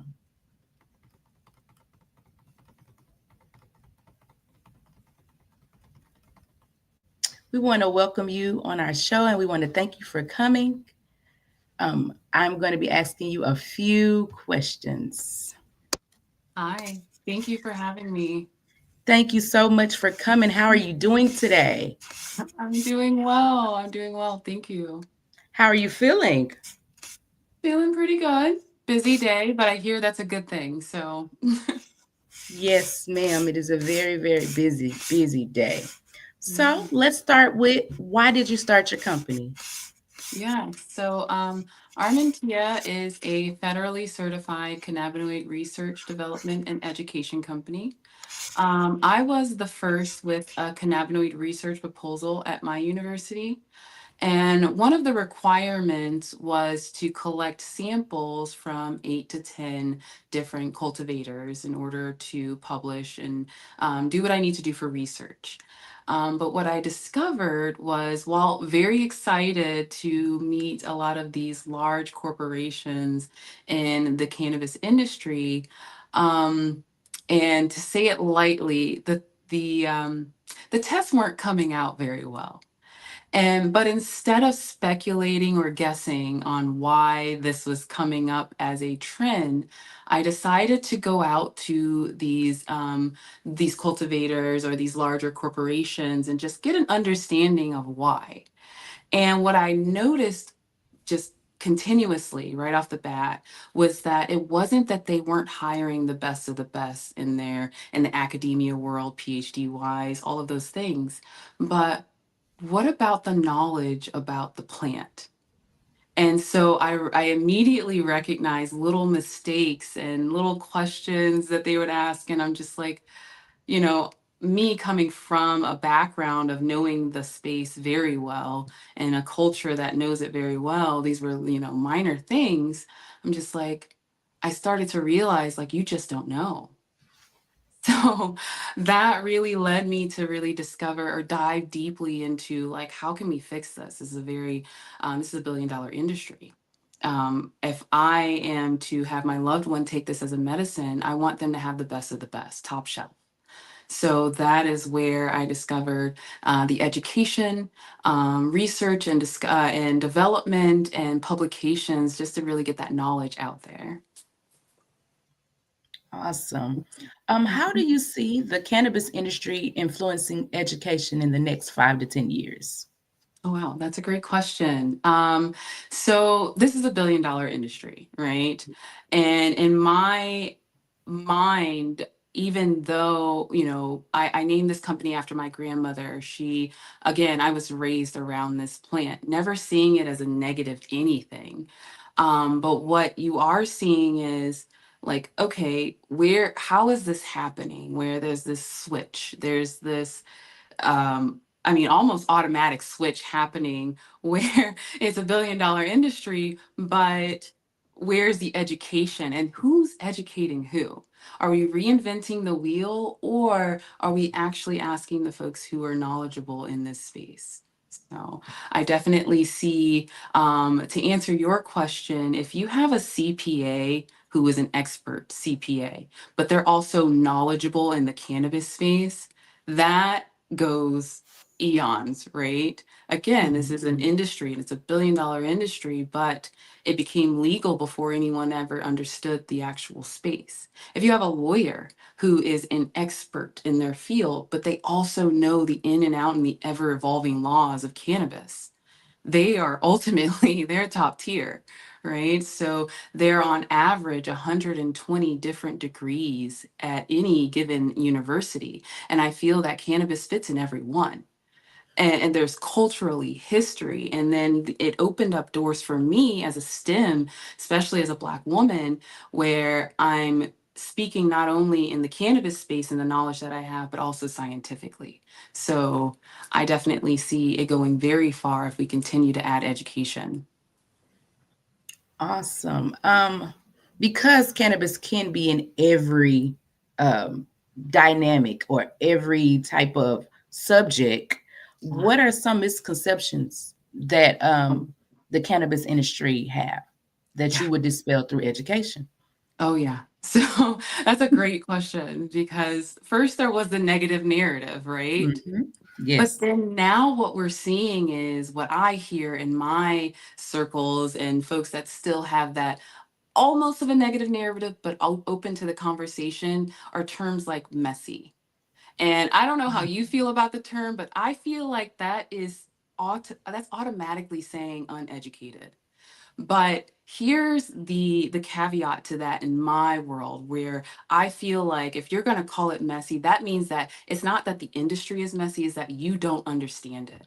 So it is time for those merges to start happening, because we're here. If the industry is here, we can be open about the space itself.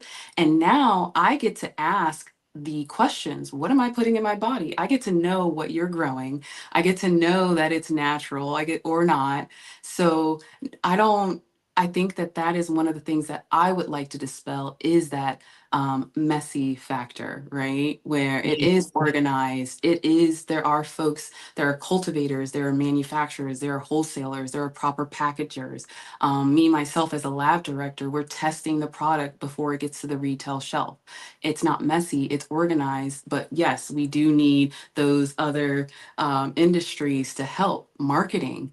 I don't know how many folks are shadow banned daily, right? But good players versus bad. But I would like to not be shadow banned, because I'm promoting education.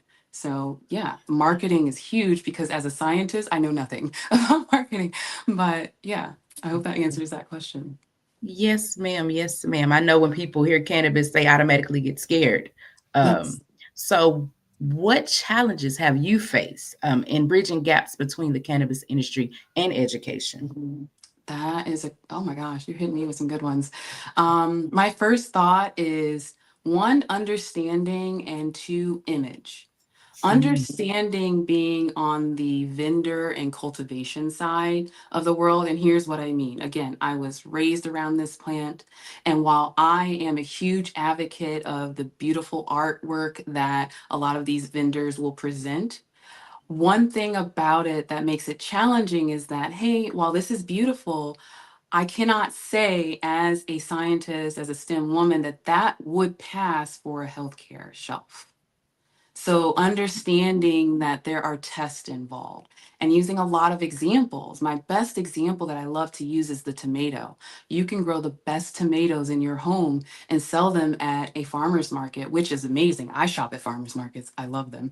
But if you want to grow and expand to the masses, you do have to recognize that the masses are at healthcare facilities and they have rules and regulations themselves.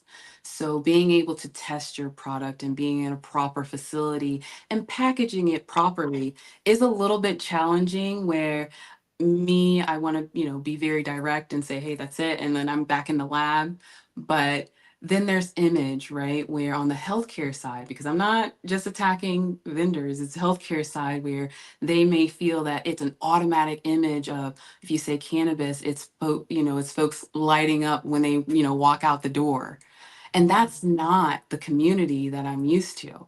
It's health and wellness. And then there's more folks than not that are using this as a medicine for themselves that have gone pharmaceutical and they need it and they wanted something different. So I would say understanding on one end, but then image on the other and making sure that that's dispelled on the healthcare side. That is so true. That is true. How do you navigate stigma or resistance from educational institutions regarding cannabis related programs? Absolutely. So I am currently partnered with a few universities, one being Roanoke College. And the reason that I'm mentioning them is just how they decided to go about bringing forth this bachelor's degree program at their university. And what I loved is that the fact that I am partnered and I know this space, but they didn't stop there. They went to folks who know the plant. They don't have, like, not saying that don't, they may not have a degree, but they're knowledgeable, right? Where, for example, Roanoke College, she went out to Doc Ray. He is a Green Beret veteran. I'm a veteran myself, but he has had years, decades of experience and has settled into the fact that, all right, I'm the black sheep because at a time where he was younger, it was illegal. But instead of trying to, again, reinvent the wheel, what they decided to do is let's ask questions to those folks who have been demonized because they're actually the folks we want to learn from at this point. And I love those folks that have been demonized and okay with being black sheep because that's the history that we have. And unfortunately, most of the knowledge that we have from them comes from court documents, but at the same time, their knowledge is so vast that me firsthand seeing folks that like I said before, are so knowledgeable in their field of science, but have no idea about the plant. So to hear from folks who literally took on those beatings, if you will, during the time where it was illegal, even the folks that have been, in prison, they're willing to share their stories. So I love that folks are looking to those who actually have knowledge in that plant. And I hope that answers that question. Yeah, I like that it's an inclusion of everyone, not just the most smart or the most understanding, but it's everyone that's participating in this. Because in order to find new boundaries or to break new boundaries, you have to learn from everyone. You got to bring everyone to the table. So I love that. What opportunities do you see for creating equity and inclusion with both industries? Oh my gosh, that again, right? So let me start with the STEM side on that part, right? Where you're seeing, like, as you know, and I'm sure you do, there aren't a lot of folks that look like me in the STEM world, right? But then here I am talking about cannabis. So that automatically, right? But right? And that just adds a little check box. You're like, oh God, like another one, right? So what I love about it though is that pushing that needle where I know that I am, few and far in between when it comes to people that look like me and I'm just say it, Black woman, female, in the STEM industry. But now here I am adding another, right? Cannabis. So then adding that with folks who know the plant and understand it, that to me, the only thing that says to me is it's saving time. We're saving time by dialing into our resources of history, but then including them, right? And that to me shouts inclusion, where and I'll dive just a little bit further for a few more seconds when I say that it almost feels like a category in itself, where you have this this inkling of wanting to call it minorities, but I've met some of the best cultivators who will tell me, hey, I don't have a degree, but I have this, and when I test their product, it's the most natural, most amazing product you'll meet. And they could be white, brown, yellow, all the things, but they have been growing for 15, 20 plus years, and then navigating to make sure that they stay within the realms of legal. I have a job, I don't really want to say anything. So that category itself is just, I think that it can explode if we allow it.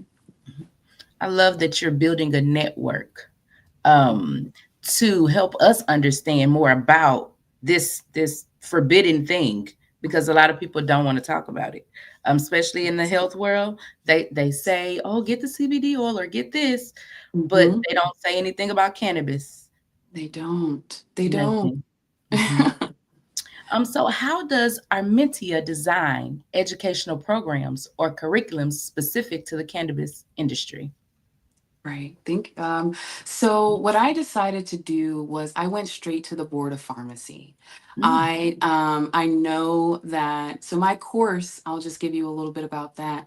It's the minimum requirement if you are wanting to work at a dispensary, have a cultivation license, or a manufacturing license. So it translates to a certified pharmacy technician license. So that is the course, that's the minimum course required. And so that course itself, what I decided to do was, again, this was 2021 where I'm getting a lot of no's. And so, for me, I don't know what no means. New Orleans, I'm not really sure. I'm spoiled, So I'm like, all right, well, that no just means I need to try something else, right? So I went to the Board of Pharmacy and I did just that. I wrote a proposal explaining that I know that the national exam for this license probably won't change. But what if I added to the curriculum that's required a cannabis week of understanding? That's formulations, that's a little bit of the policies that are out there, that are clear as day out there, that I can help make those connections and understanding why this course is so important.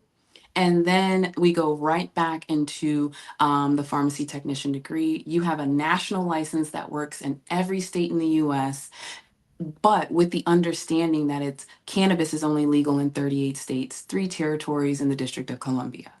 So I think that, so getting that, yes, I hope answers your question, where that was a huge milestone for me, and I'm very, very grateful every day. Wow. So you say you got a lot of no's. A lot of no's. Oh yeah. But you didn't stop. What in you said, don't stop, keep going? I am a curious soul by nature. I was not raised to give up. Again, it's one of those, like, I don't know why this is so new for you, but in my household and where I was raised, my grandmother, again, very familiar with the plant. My mother, a nurse practitioner. My dad, an entrepreneur, selling his company to Bank of America. It is not a question of no and then give up. It's no and then what's next. So that is just innate in me. A little bit, probably I'm the oldest daughter, so maybe that, right?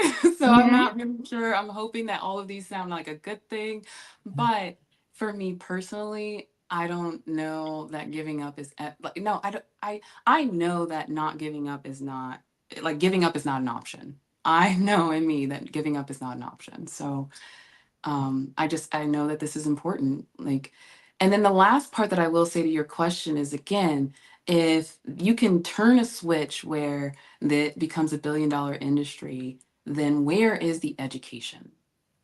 I want to know that what is now legal and can be talked about, it is now the best of the best product. That is being, if my grandmother, my mother, if they want to partake to help with their medicine, with their ailments, I want to know that they're getting the best of the best. See, I like that no isn't the last answer.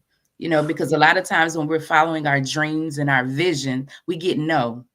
Yes. And then we just get depressed right there. But no isn't the final answer. If you keep pressing, if you keep pushing, $1 billion industry, education, more understanding. So I love that about you. I love that you didn't give up, that you kept going because you're breaking ground. So how does it feel to partner with Roanoke College, the first and only university offering bachelor degrees in cannabis science and cannabis policy?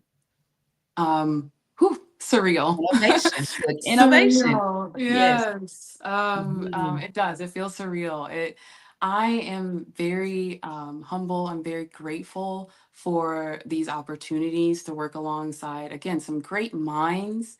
But I don't say that in, over the top or underestimating that, because it's the direction, right? For this is a different type. I feel like, especially in Virginia, for them to say, hey, I'm not going to allow my ego, I'm not going to reinvent the wheel. I'm going to go out and look, like find this market heavy person. Like they're doing great work with genetics when it comes to cancer patients, when it comes to Parkinson patients, but he's literally doing it from his home. And then to learn even further that this is a war veteran, a Green Beret, and then say, hey, I want you to move from Cali over to Virginia and teach me. That says that this instructor is willing to turn around and say, I've been an instructor for years, but I'm going to turn around and be a student again. That spoke volumes for me. This is where one, automatically knew I wanted to work with them. But then two, it felt surreal where you're asking me questions like, oh, wait, So it's, again, the term is surreal for me, but I am so honored. I'm very excited to keep moving forward, but loving this partnership. Oh, yeah. We believe you're going to go forward because you don't believe no is the last answer. Don't even know what it means. Yes, yes, yes. What are the most in-demand skills or knowledge areas for individuals entering the cannabis industry? Yes. So I am going to start with marketing. Here's why. My my university decided to offer me interns. And that to me was another milestone where I'm like, you're recognizing that this is an industry. So I was able to hire. And that was amazing feeling. And I started with marketing because while I love to take a good selfie, there's always time for a selfie. I was not understanding the marketing world, how to post, how to be strategic with that. So I went with a marketing intern, and she has been with me through the trenches. And when I say trenches, it doesn't just start with shadow banning. It starts with phone calls from your university telling you to take certain posts down because the cannabis leaf was a little too bright on that one. And, she's feeling like, oh my God, I'm not doing something right. And while, she's this marketing student, she wants, she is so heavy and interested in making sure that she is doing this right. So not only do we have, Meta, Facebook, and everyone shadow banning, we have the whole communications department staring at what she's posting. And it was intense. Yeah. So I would say that that is the big one for us on the cannabis industry side on how to, and this is for, the good players, right? I'm marketing education and being, banned. So this is a huge deal. So spreading that awareness, of course, goes through a good business marketer. Cultivators are huge because, well, again, while you can have the best of the best, do you know someone who knows the plant itself? Because it's time and time and again, we find cultivators they'll jump in, they're farmers, they'll jump in the cannabis space and they're just like, I did not realize it was going to take this much, And the last one I would say would be retail. Retail as far as healthcare workers jumping over to the pharmacy world, not knowing the plant. But what about the folks who know the plant and all they have to do is get this one license and they're really helping you when you walk into the store? I would say those are the three biggest needs from what I see. Wow, marketing. Yeah. Look, I'm learning about marketing also. That's a big Oh. one, a big one. As far as everybody being scared and you being shadow banned and things, I know that compliance and legal issues come up. How do you address compliance, legality, and ethical concerns in your educational content? Absolutely. So, the one thing I learned, I was invited to be a part of the Cannabis Advisory Task Force Board with the city of Virginia Beach. We're advising the mayor on just that, right? What is happening in the legal world, and how do we navigate properly to make sure that we, as a state or even as a city, are abiding by the state who is looking to make sure that they're doing things right federally, right? And what I learned as a company first is making sure that you are licensed properly, right? That was a huge thing. A First of all, that is 30 to 60 to 90-day process in itself. But you want to go through it. When it feels like it's wrong, it's right. When you're typing in your name, giving them your left leg, your thigh, and your information from, 3 generations back, it is right. And then, but what I was able to realize is that being a veteran myself, I'm like, wait, I've been through this before. So navigating properly is, I think, the biggest thing when when you're wanting to make sure that you're doing everything legally, and then just positioning yourself to be top tier, because that's what we want. I mean, that's where we should be. That's true. Top of the tier. That's where we should be. I like that. As a leader in the cannabis space, what are the most significant barriers to building a well-trained and knowledgeable workforce for this industry? Ooh, yeah. I would say it would be inclusion. I love that term so much because I feel like this industry is that term. Again, it could be, you could be on the vendor side, white, brown, yellow, all the things, but I've heard some of the most beautiful stories and been around, almost in every state where I've been growing for 15, 20 plus years. But then again, now we have these folks where I'm, looking to pull them over because the healthcare space is listening, the educators are listening. And it, to me, feels like a loss if a university decided to welcome cannabis, but do it in a way where they're reinventing and looking like they're discovering things as if it's new. We've got folks right here, and we could be, we could be publishing already. So that, I think, I hope that answers your questions. I know I go off on tangents, so yeah. You did well. You did well. Thank you. How can education be a tool for social justice and equity in the cannabis industry? Oh, yes. I would say, as far as social justice and equity, right? If you look at the data right now, I've got two for you. 44% of users are 50 and older. 39% of those users have never used the product before. That is a lot of revenue, right? And they are looking to live healthy, better lives. Now, on the other end, and I hate to even say that it's another end, we have seen only 6% of the folks who were incarcerated for this plant be released. So there is a lot of work to be done, and I feel like cannabis can do it. I feel like if you are asking those right questions, and again, I know you don't know what you don't know. You don't know questions if you don't know how to ask them, right? But for those that, if we really take a deep dive, and there's been books written about it, like a whole veteran going to prison for 10 years off of an ounce, like these are the things that I feel like education can solve, because I feel like that number on this side should be way higher. So again, I hope that answers that question, but that is just me being super passionate about the fact that it was a flip of a switch, but there's a lot of things that need to change and happen. Knowledge and understanding is power. It can unlock a lot of doors. So I love this. Yes. How do Rapidly changing cannabis laws impact your work as the CEO of Armentia and your ability to support initiatives like the one with Ronick College? Ooh, great question. Mhm. Really good one. So, what I do, I'm also a resource partner with Virginia Beach Economic Development, and they have graciously offered me office space. So, what I do is I hold free workshops every third Thursday from 11 to 12. And that is giving the community what is live and happening in chronological order when it comes to the laws.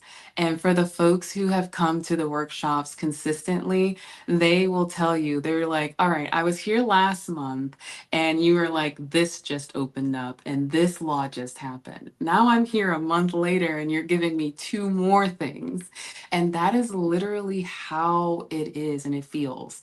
Every month there's something new from Virginia Cannabis Control Authority, from VDAC saying, hey, now you need to register your company and make sure you're paying another fee and another fine. So that to me, I feel like is the best way I've been able to ensure that the community knows because I do want them to know. I apologize. But yeah, it has been, it's not easy. I'll say that. So, with your workshops, are they virtual or are they just in person? Do you have to be invited? Anybody can come? Tell us more Oh, about that. yeah, great question. So they are on Eventbrite. Virginia Beach Economic Development, they do a great job of posting them to other economic developments throughout Hampton Roads. So, and they are free. They are free for you to come and join, learn what's going on in the cannabis space, and then how you can navigate yourself or position yourself to be and to get involved. So, yeah, they're free. Please tell your That's friends, please awesome. join. Knowledge They're a great is time. free. She's providing Mhm. something. Click on Yes. Eventbrite. Yes. Um, what key policies or changes would you like to see to foster collaboration between the two industries? Ooh, I love that. So I love the term collaboration, right? Mhm. Because when I think about collaboration, I think about the laws themselves and what has come down. I'll tell you about two. So VDAX, they have a law where it's 25 to 1. If you're going to have any type of THC in your product, it can have 25 part CBD, 1 part THC, right? I feel like if a collaborative effort were to come about, we can see that that just doesn't work. And I won't go into the scientific details, I won't nerd everyone out, but if we can really come down to an understanding where folks who don't know the product won't see that a milligram dose of maybe 25 to THC to 30 isn't as high as it sounds, then that would be awesome, right? On the other side, I would say on a collaborative effort as far as education, it is we understand that clinical trials are illegal. We get that. But what isn't illegal is data processes, getting that information out there so that it is irrefutable that this is in fact a medicine. So I think that if more collaboration happened on that end, oh my goodness. Winning. Yeah. Yes, yes, yes, yes. Yes. What are your long-term goals for Armentia, and how do you see the company expanding its impact? Ooh. Long-term goals, I would say, are the best way that I would say for long-term is milestones, right? If I had a say in this, or if I want, where I see myself, I would love to be partnered with an HBCU.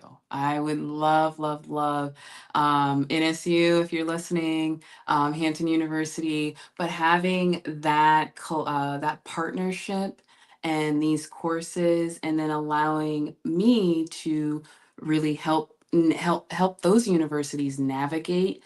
I think that that just screams inclusion, that screams knowledge, that screams, just information for all. And that would be a huge win for Armentia.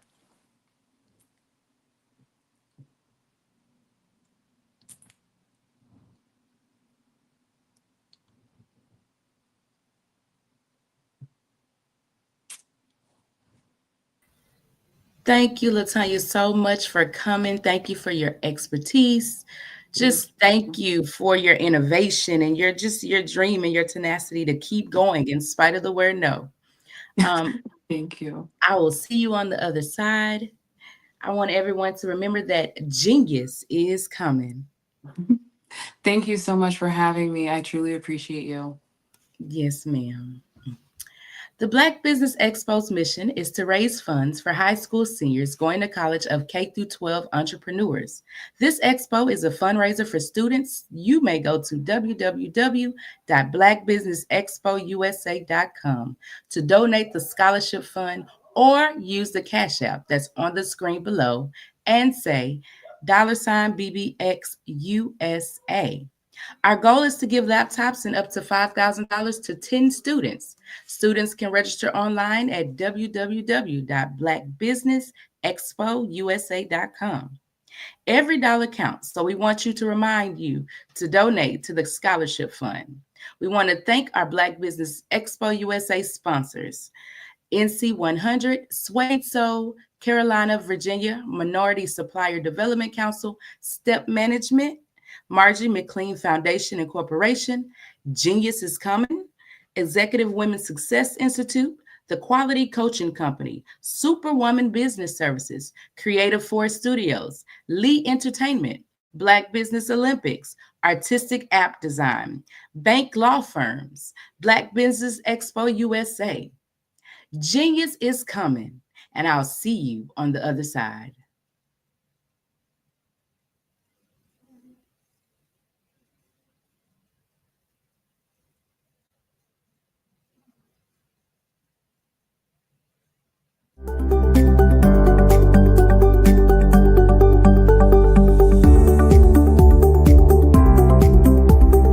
My name is Katie Bennett, and I own Lexicon Presents Publishing.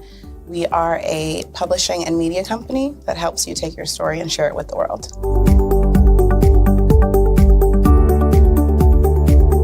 You know, for a while, I just had my family telling me to just hang it up, get over it, you know, and I had no support. And it was in your program that I really understood the necessity for having that help, having that support.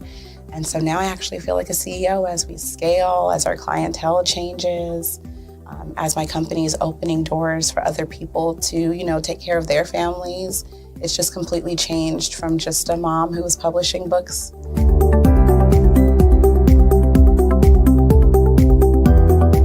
I was at a point where my job, although it was paying really well, wasn't enough. And my business was always in the red, and I was tired of it. And so I came in just hoping to get some sort of help to just not end up in the red every month.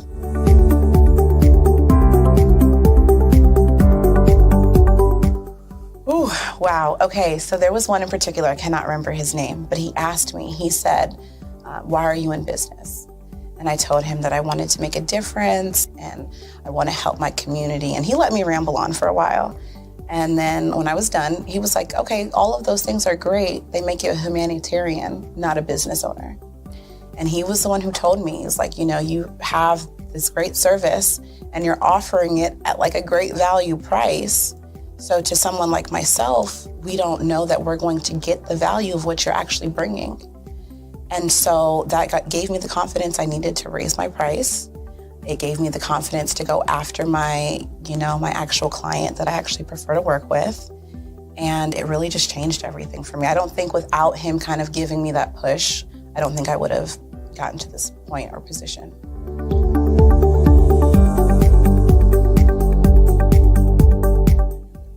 Wow, the benefits is just having a coach that holds you accountable. They set goals with you. That's been my favorite part. She has amazing experience, you know, and so she brings her strategies and her ideas, and she helped me narrow down, you know, what services I actually wanted to offer, how I could actually continue to offer it, how many clients at one time could I have. All of the information that she's given has just really transformed my entire company. And so I know I would have never gotten to where I am today and having some of these partnerships that I'm, you know, having now without her help.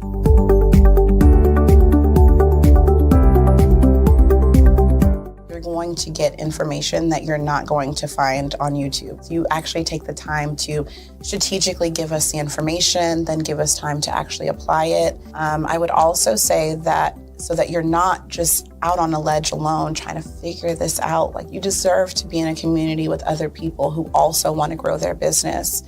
And then finally, the biggest thing I think I took away from CMET was that I had a whole office in Longwood. I still do, and at the time I had not paid my business tax receipt. I didn't know that that was something you had to do.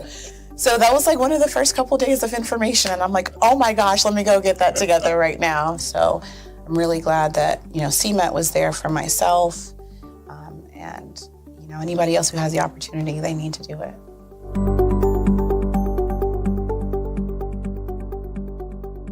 Absolutely.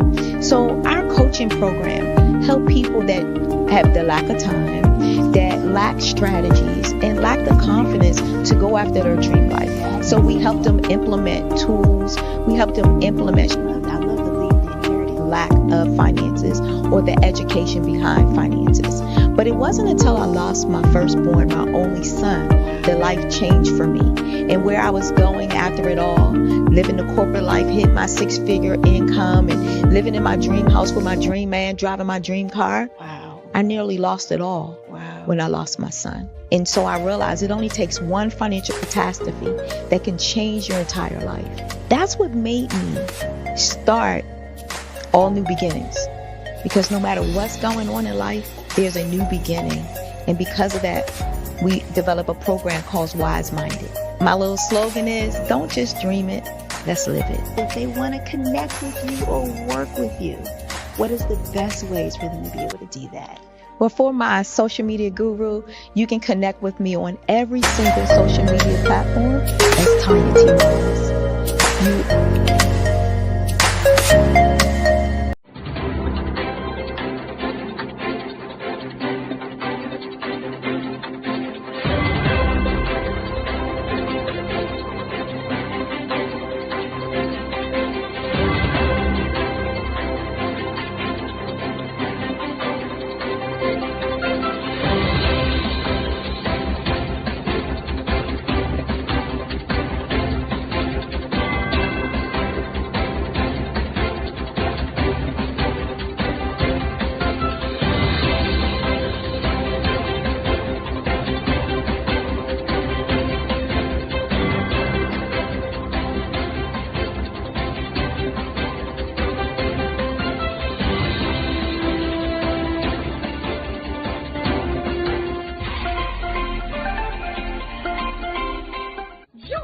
Dr. Eric Kelly III and a host of phenomenal speakers from all around the globe for this 7-day virtual event that you don't want to miss.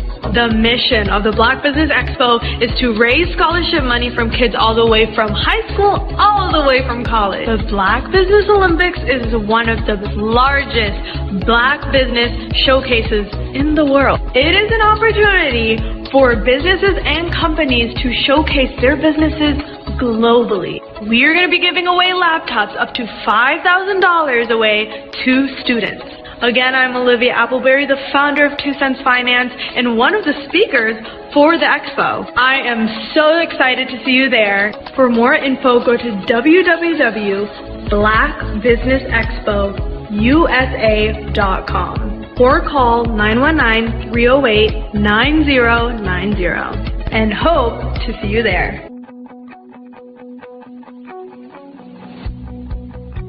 I am Black Business. From the moment I wake until the time I sleep. Yes, I am Black Business. I am Black Business. Tell me, are you Black Business? I am Black Business. Do you support Black businesses?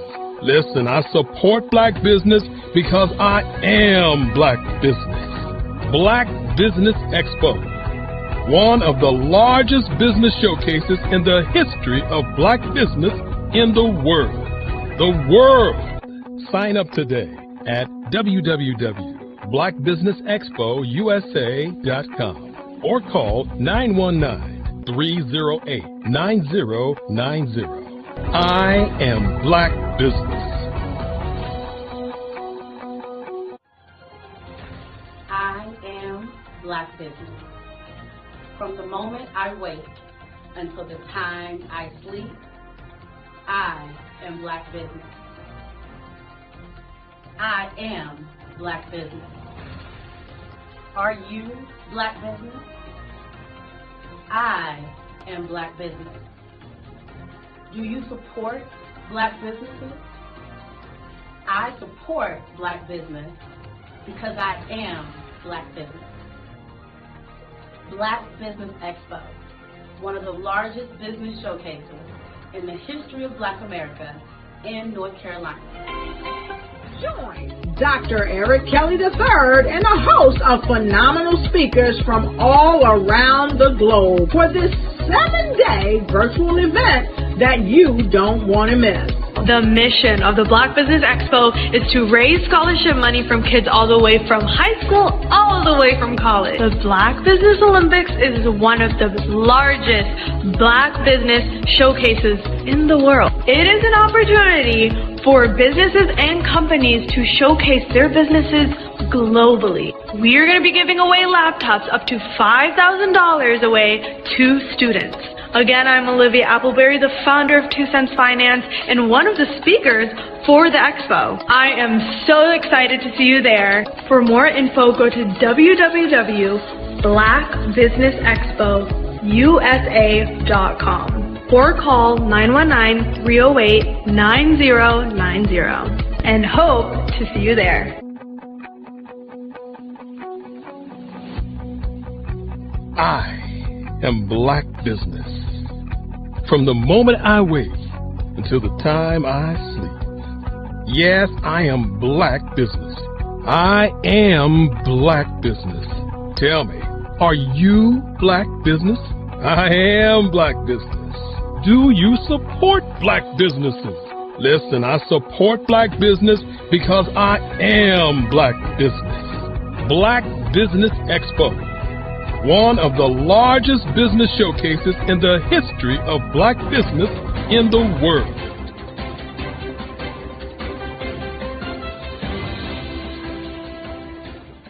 You are a Black-owned business and you're looking for new ways to expand your reach. Or you're a creative and you have an amazing story that needs to be told, seen, and heard. Well, at Fayview Night TV, we're streaming the diverse and authentic narratives of Black American culture. At Fayview Night TV, you have access to product placement, feedback loops, promotional spotlights, and other ways to showcase your brand. And we have fans all around the world that can't wait to see what you're up to. So come to Fayview Night TV because we are showcasing the culture 24/7 with Black stories and Black storytellers. Subscribe to FayviewNightTV.com today. And for more information, email us at info@FayviewNightTV.com or call our hotline at 816-819-9939.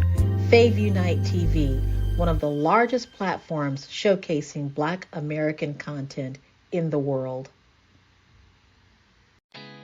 Did you know women represent just 3% of Fortune 500 CEOs and less than 15% of corporate executives at top companies worldwide? Have you wondered what the secrets are to getting into the top ranks, whether in the private or public sector? Do you want to figure out how to stop being held back in your career or passed over for promotion? Then you're in the right place. Hi, I'm Dr. Madeline Ann Lewis, President and CEO of the Executive Women's Success Institute. I have decades of experience in the military, the federal government, and corporate America. And my mission is to help women succeed and tap into their full potential. I want to reach 1 million plus women around the world to become the leaders they are meant to be. So if you want to move into a management or executive level position, or maybe you are a female veteran transitioning out of the military into business entrepreneurship, then reach out to the Executive Women's Success Institute at 301-693-3284. Let us get you on the fast track to success.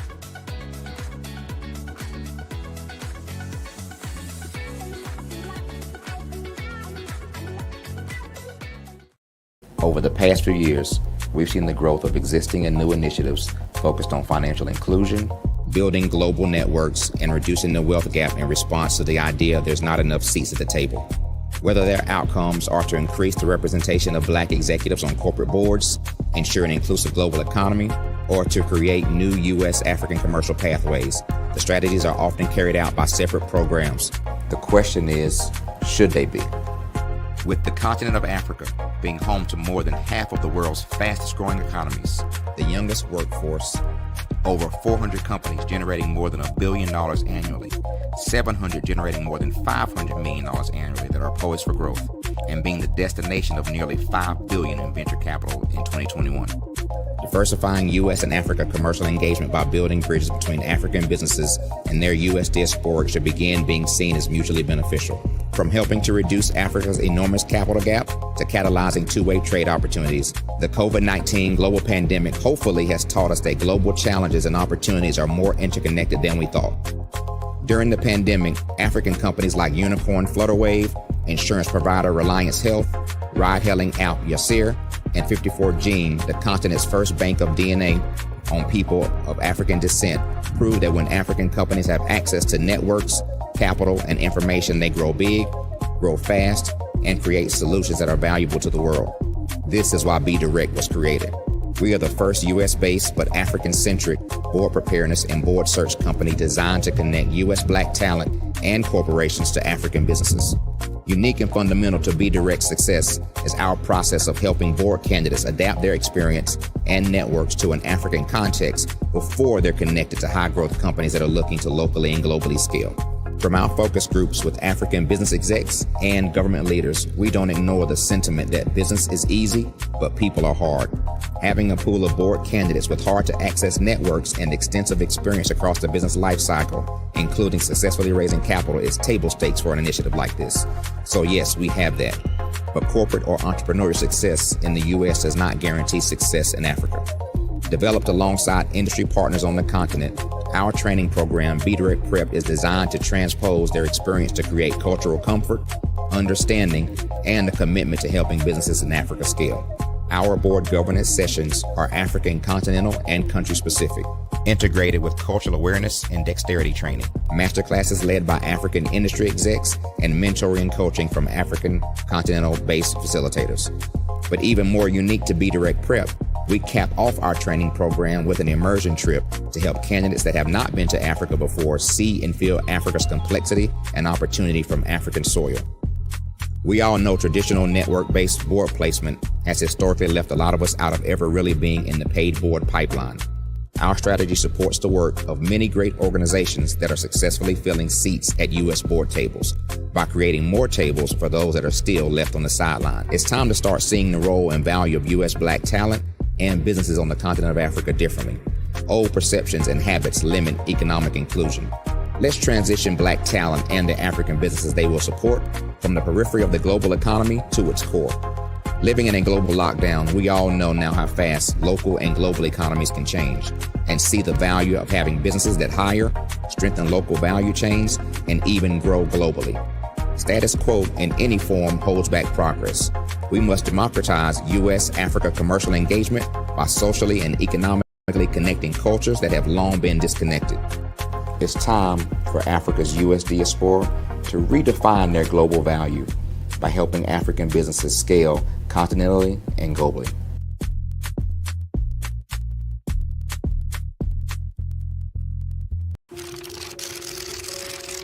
Bravery is not the absence of fear, but the ability to overcome it.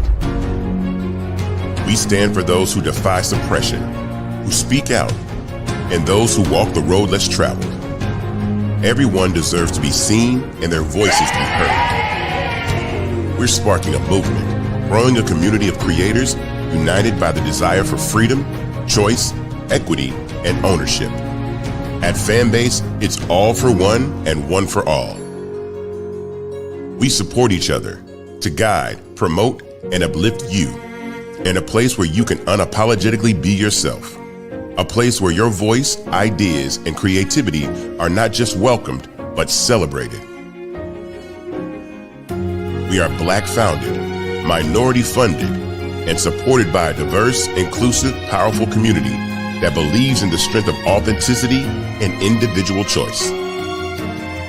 Regardless of success or background, we welcome you, the marginalized, the underappreciated, the successful, the superstar. We're for all who seek a space to express themselves freely, where they are rewarded for being their authentic, true self. We transcend labels because only we have the right to define ourselves. We are built for the brave, the culture, the creators, and for the future where everyone has the power to shape their own destiny, where all are empowered, voices are amplified, and freedom is embraced. For the first time, you have a chance to own the platform you helped make popular. It's a revolution, a movement in how we connect, create, and share. Everyone is a creator, and everyone has a fan base. Here, you can be you without limits.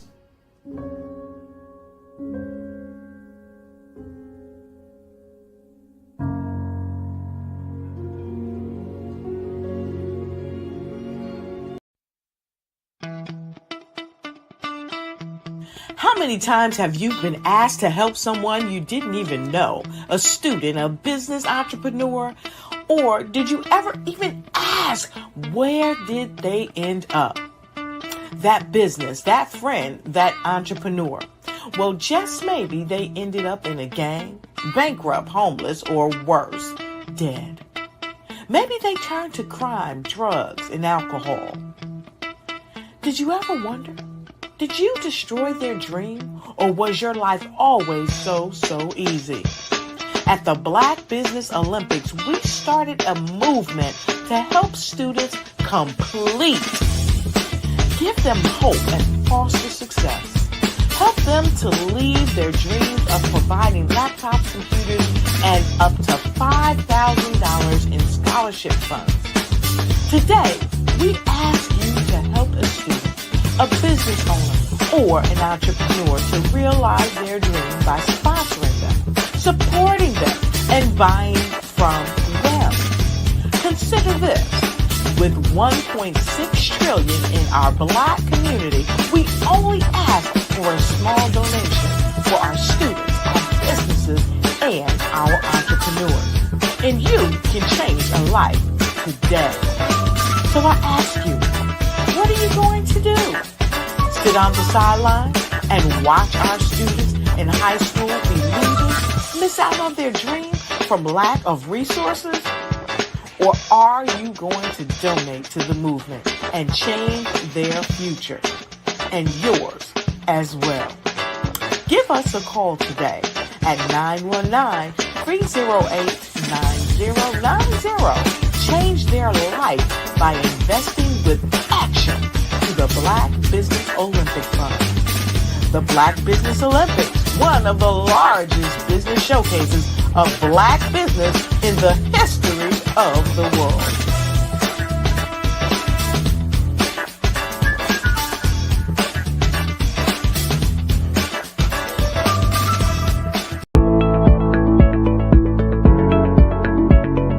Prepare for what's coming and dominate in economic winter.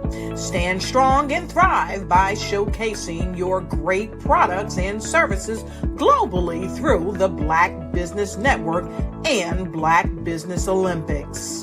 The Black Business Network has showcased over 2,000 companies with over $7 billion in sales each year.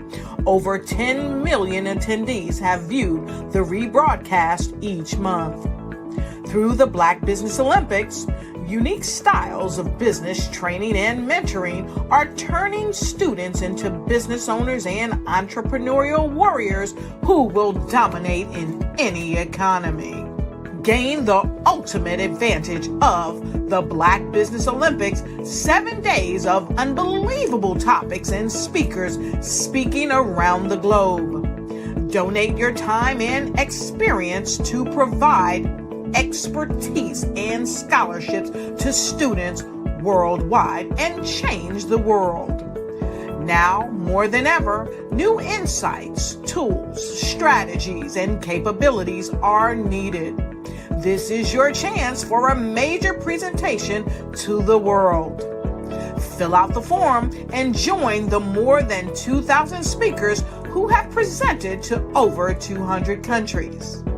Join the Black Business Network streaming live into the Metaverse, STEM City, Black Multiverse Enterprises, Hulu, Amazon, YouTube, iHeartRadio, Apple, Facebook, LinkedIn, Pod TV, IBM TV, Spotify, and Google Podcasts. Sign up today. Spaces are limited, and we will see you there.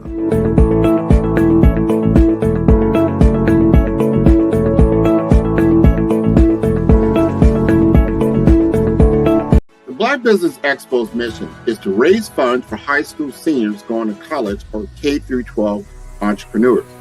This expo is a fundraiser for students. Please, you may go to www.blackbusinessexpousa.com to donate to the scholarship fund or use the Cash App at $BBXUSA. Our goal is to give laptops and up to $5,000 to 10 students. Students can register online at www.blackbusinessexpousa.com. Every dollar counts. Please donate to the Black Business Expo USA Scholarship Fund.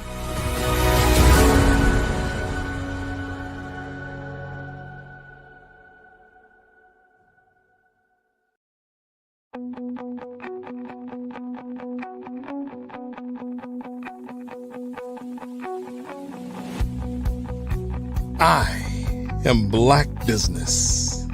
From the moment I wake until the time I sleep. Yes, I am Black Business. I am Black Business.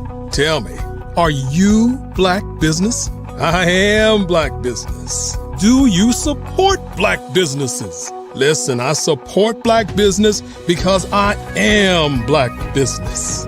Black Business Expo, one of the largest business showcases in the history of Black business in the world. The world!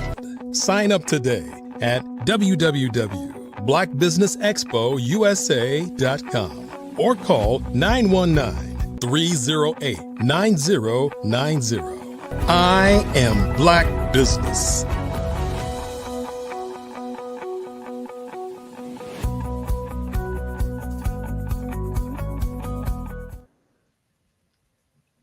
Good day, business owners, entrepreneurs, thought leaders, and corporations. Welcome to the Black Business Network. My name is Jamila Burrell. I am your business moderator for this session on the Black Business Network. The Black Business Network is a 24-hour business network showcasing Black businesses, business owners, entrepreneurs, and thought leaders worldwide. We have speakers from North Carolina, London, Singapore, Africa, Japan, and cities all over the United States. The Black Business Network is a global community sharing its business knowledge to empower, inspire, and educate businesses about business. We will be having a fireside chat today with Ms. Monique A.J. Smith. Monique A.J. Smith is a leadership strategist for athletic departments or sports organizations and individuals who wish to advance in athletic administrations or sports management careers. A thought leader in sports, Smith has been an athletic administrator for 30 plus years, including titles in sports information, interim, AD, compliance, and conference offices executives for 13 years, and the last 11 years as a consultant. She is a publisher of the magazine Significance in Athletics and Sports, which showcased the specialized knowledge of Black women in sports management careers.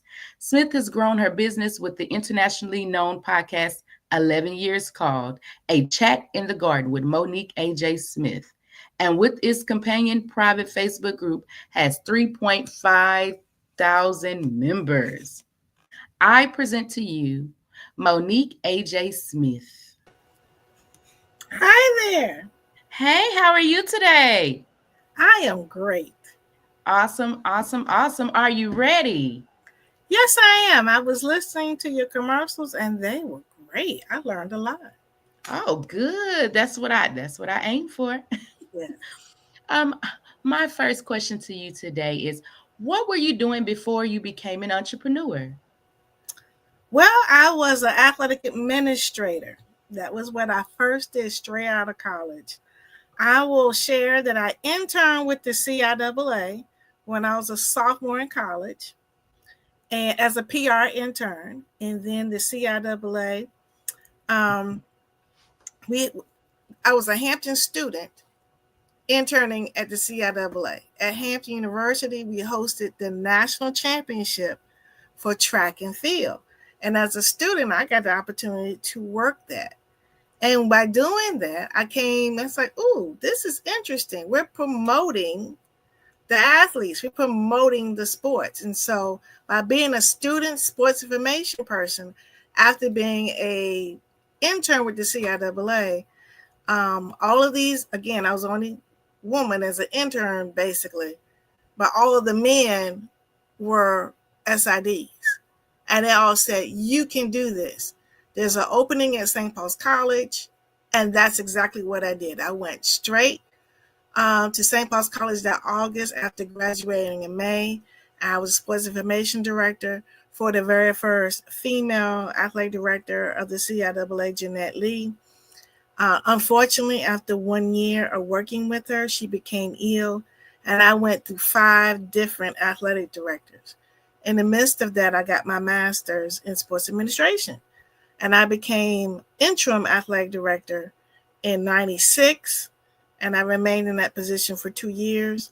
Then I went to University of Maryland Eastern Shore as a compliance director. And then the CIAA Commissioner Leon Carey said, come on back home. And I did. I was there for 13 years, first as the PR director, then director of championships, and then director of governance. And then we changed leadership, and I became a consultant at first for the NCAA, doing leadership workshops and staff retreats. And then I put my shingle out myself without having the NCAA sending me out.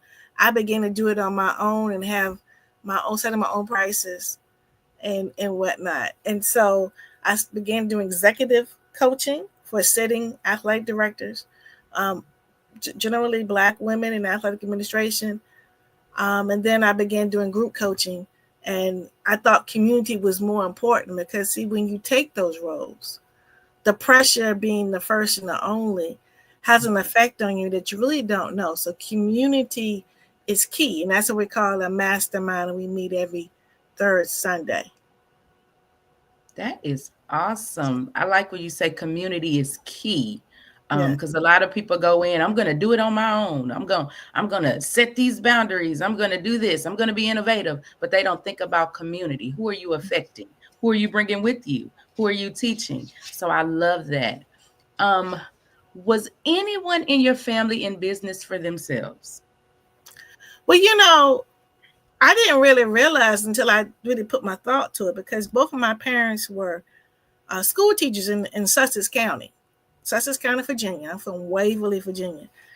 And I never even saw myself as an entrepreneur. And then I thought about it. My grandfather on my mother's side was a painter. He worked for himself. Wow. In Middlesex, North Carolina. And my grandfather was a logger. And he actually employed many of the men in the community of Sussex County to assist him as a logger. And so working for yourself is not new to my bloodline, but it was new to me. So in you going through everything, you being the only Black female going through, what made you think I could just step out on my own? Well, I can't say I was forced to do that, but I got a pink slip, became my pink bow. Oh. Yeah, it became a present because Yeah. really didn't have a choice. And so, but it was interesting because out of all the things I did in athletic administration, the part that I enjoyed the most and just kept on giving was assisting others with their career goals. People always called me for their making a career move and how should I do this? And then when they get it, well, so-and-so and so-and-so happened. How do I address so-and-so? And I said, this is how you go about doing it. And I was doing that. You know, it's like, even with the students, I was like, okay, you're more proficient in this. You need to do this. And so professional development and personal development was my calling. And I used to do that with having retreats for each coaching organization. And I would hear the different things that were the problem. And then I go find a speaker and I said, we need to address this. You know, they need to treat this as a profession. They need to be joining their own coaches association. You know, they need to not just take it like, this is all I know and I play and I'm going to be a great coach. No, it's a profession. You must learn it. You must find the proficient people, read their books. And you know what? It'd be really nice if you can write your own. So, yeah. I love that. I love that you didn't stop at the pink bow or at the present, that you kept going, that you didn't let that deter you. Yeah. What led you to put your shingle up? Well, like I said, the NCA had me as a consultant, and I was really blessed. They gave me a retainer every month, and so that they could send me out to go do workshops.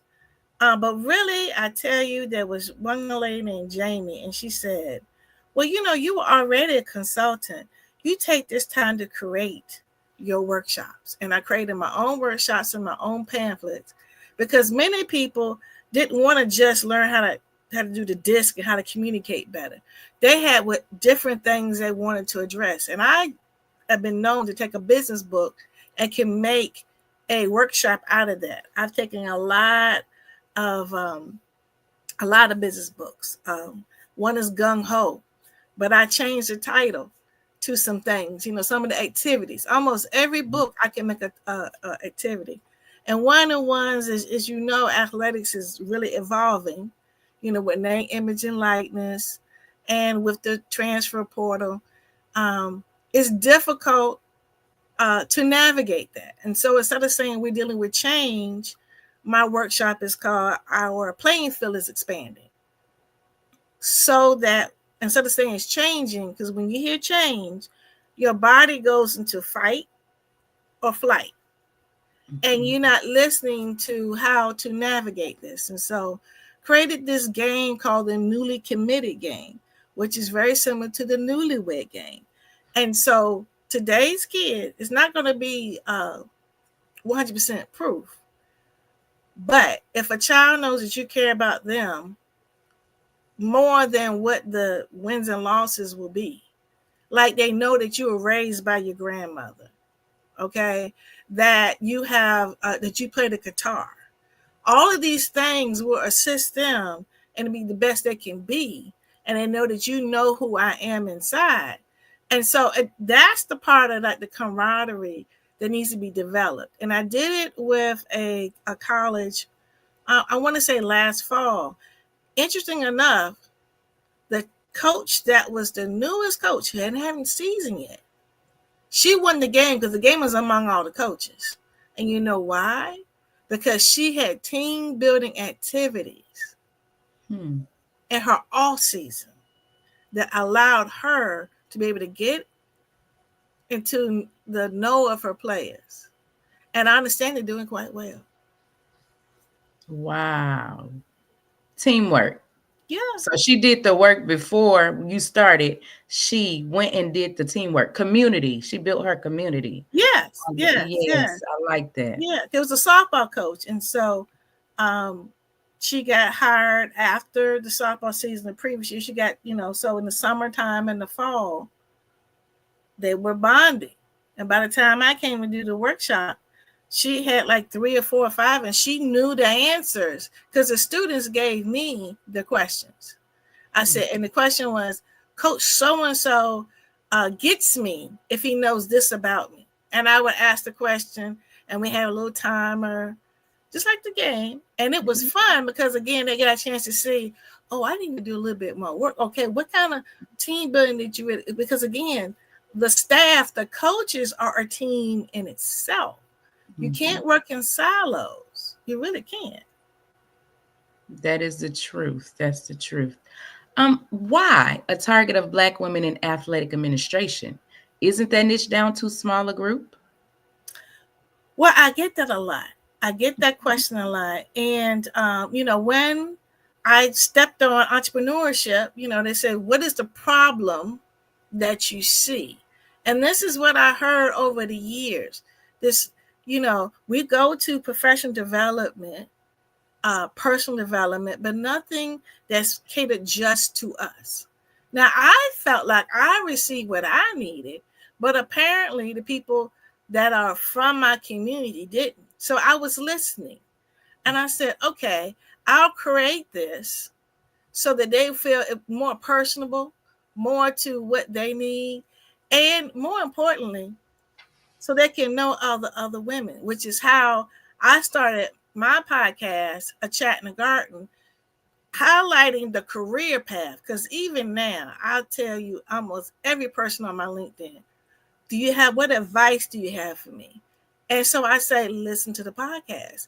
Put in there the position, because many people don't know social media content, marketing person, compliance person, athletic trainer, mental health. That's just 5. I can keep on going.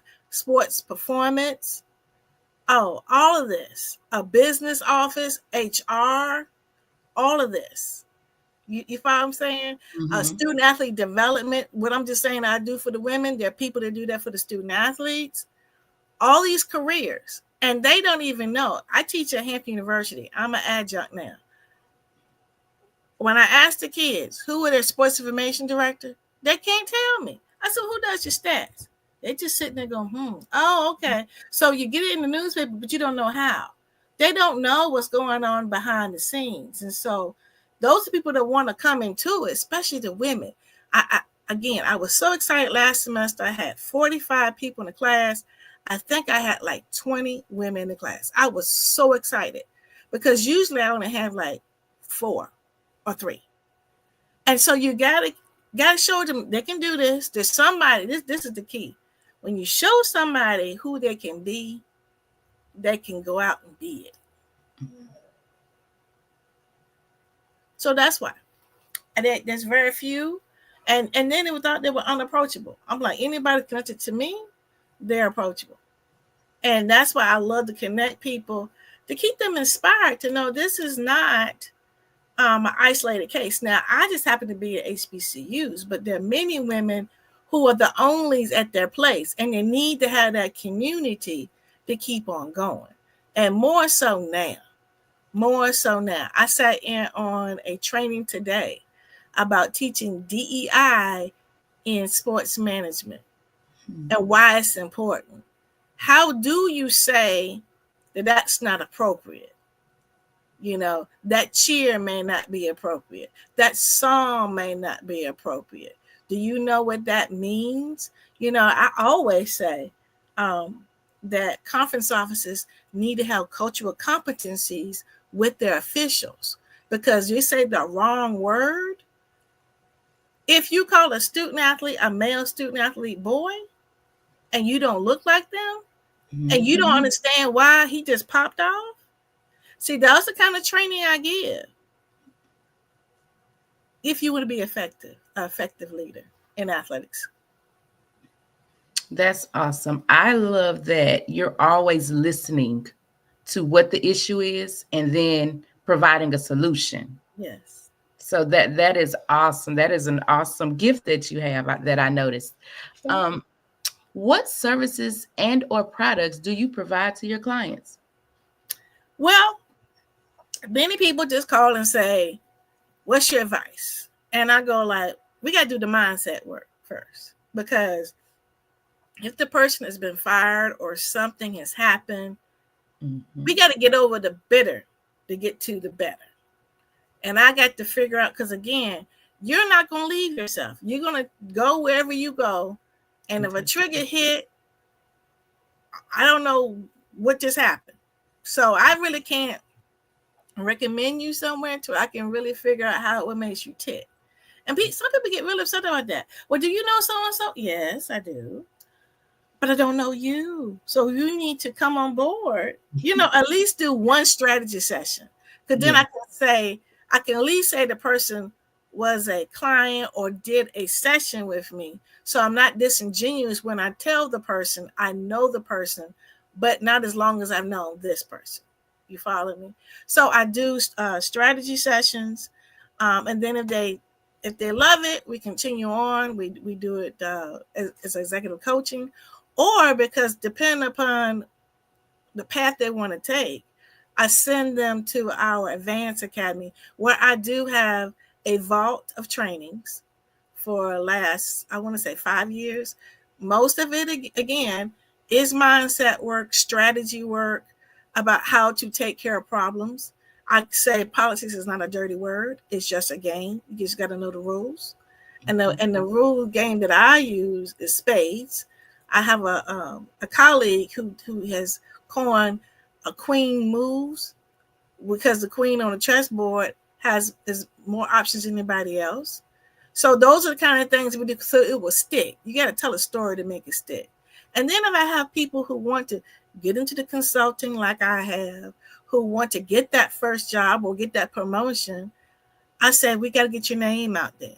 We got to say what it is that you do at your institution or previous institutions. Because even if you create a program and the program belongs to the school, the steps you took to create it is your framework.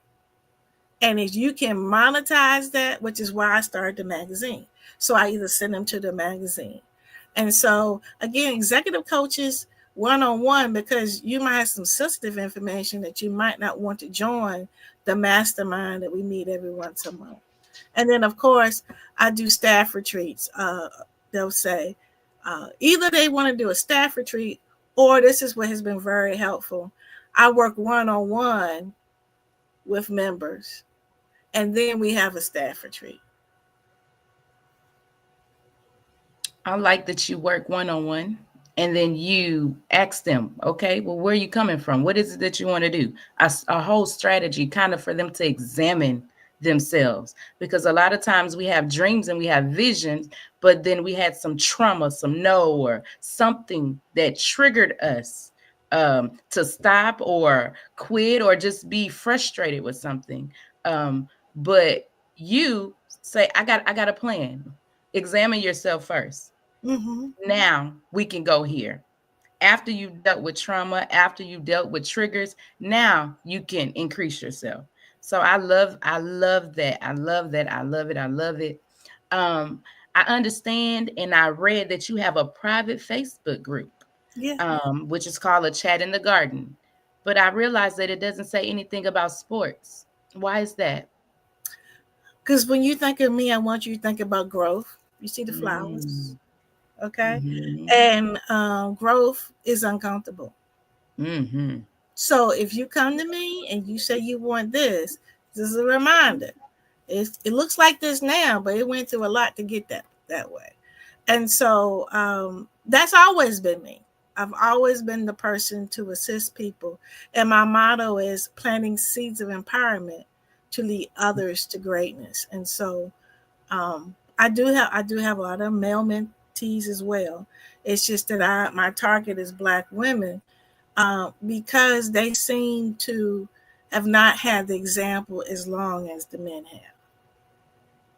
That's awesome. I like that you want people just to see growth, that it's a process. Ooh, like with a flower, it goes through dirt, it goes through weather, storm, rain, all these different things. But after a while, it sprouts up and becomes beautiful. So I love that about that. I love it. So social media likes, they don't equal to actual customers. So how does the podcast or your Facebook group interlock with your business? Well, I did not know I didn't know. as it relates to business. Terms were flowing at me like boom, boom, boom, boom, boom, boom. And I was like, huh? And when I finally got it, because when I had the podcast, I belonged to a network. And he said, okay, he'll allow me to do my show the way I wanted to do the show. Because again, I majored in communication. So I knew exactly. I actually graduated 35 years ago. We're about to have a class reunion. Yeah. And so I was like, okay, you need to have a Facebook group. I said, what's that? Again, that was 11 years ago. And so he had somebody to make my logo and all that kind of good stuff. And I just kept, adding people there. And so I tell you, the reason why my group has grown, my podcast has grown, my business has grown, I'm consistent. I do the same thing every day. I go and I prospect on LinkedIn to find out who else is of our world. And I'm telling you, every day, oh, thank you so much. I was looking for such a thing. And I just add them to the group. And then I can see, again, talking about listening, I can see what the needs are. I can figure out what webinar to create. I'm going to, this weekend, I'm going to Raleigh to moderate a panel about women's flag football, because that's the fastest growing sport in the country today. And so I invited people that are high in my group, the most engaged, and then the most knowledgeable, and the leaders. So one lady is on the Durham Commission. One is an athletic director at the college who just added women's flag football. Then I'm invited high school athletic director that her students are getting scholarships at colleges. How do we do this? How do we duplicate this? So I got again, you think about an SID promoting people. I do that with the people that are in my group. So that's how it helps me, again, identify, as you said before, the issues at hand and create programming around that. Yes. So your podcast, you have consistently held it every week for 11 years. That's amazing. What is your secret to longevity? I know people depend on me. There are people that listen to it. I don't even know it. Like when I travel, you the chatting the garden lady. I'm like, yeah. And when I go places, I'll have a connecting event. So I'm going to have one, and I'm going to the Super Bowl. I'm going to a luncheon on that Wednesday. That night we're having a dinner. I got about 14 people signed up, because they're not just see me. They're gonna meet some other people, And so knowing that the people need it, and honestly, right now I'm booked until August of 2025. So it's like everybody is just, and I can't stop, because that means somebody who needs to have spotlight. See, the spotlight's for the person that I'm talking about. But more importantly, it's for the spotlight for the person who got a degree in sociology, but don't know that they can be on a college campus, because Division I must hire a mental health person. So you can take social work, get a certification in social worker in sports, and become the mental health therapist for said university. Wow. So knowing that you're meeting a need. Yes, ma'am. Keeps you going. Yes. That's amazing. What advice do you give to other educators that want to be entrepreneurs?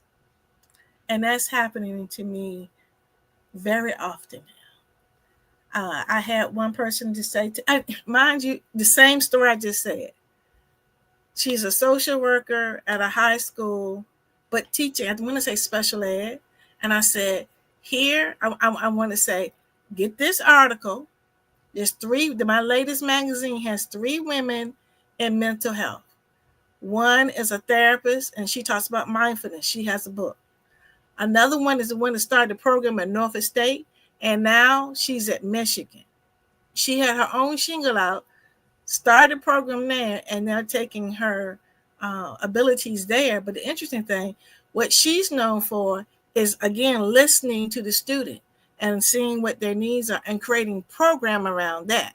Most people just, this is what the trend is. We're going to just do this, and it has no impact. And the third person is actually a person in business whose focus is women in trauma, women in sports and trauma. And I've learned so much from all three different women. And I'm saying you can fit, you can take this and become an educator, become an entrepreneur, because now you see it. We didn't have that before. We did not have that before. Wow. That's some good advice. Good advice. What resources do you recommend to someone starting out green? Well, a couple of books. One that really, really got me straight was Lamar Tyler's Traffic, Sales, and Profit. He is very good, very good. And then a lot of people, again, they want to speak, but they don't realize you need to make a product, And it's funny because a person you probably know the same, Nikki Curry, told me that. And she told me that very early on. She said, take one of your workshops you've already done and make a workbook. Well, I didn't grasp it then, but now, I do.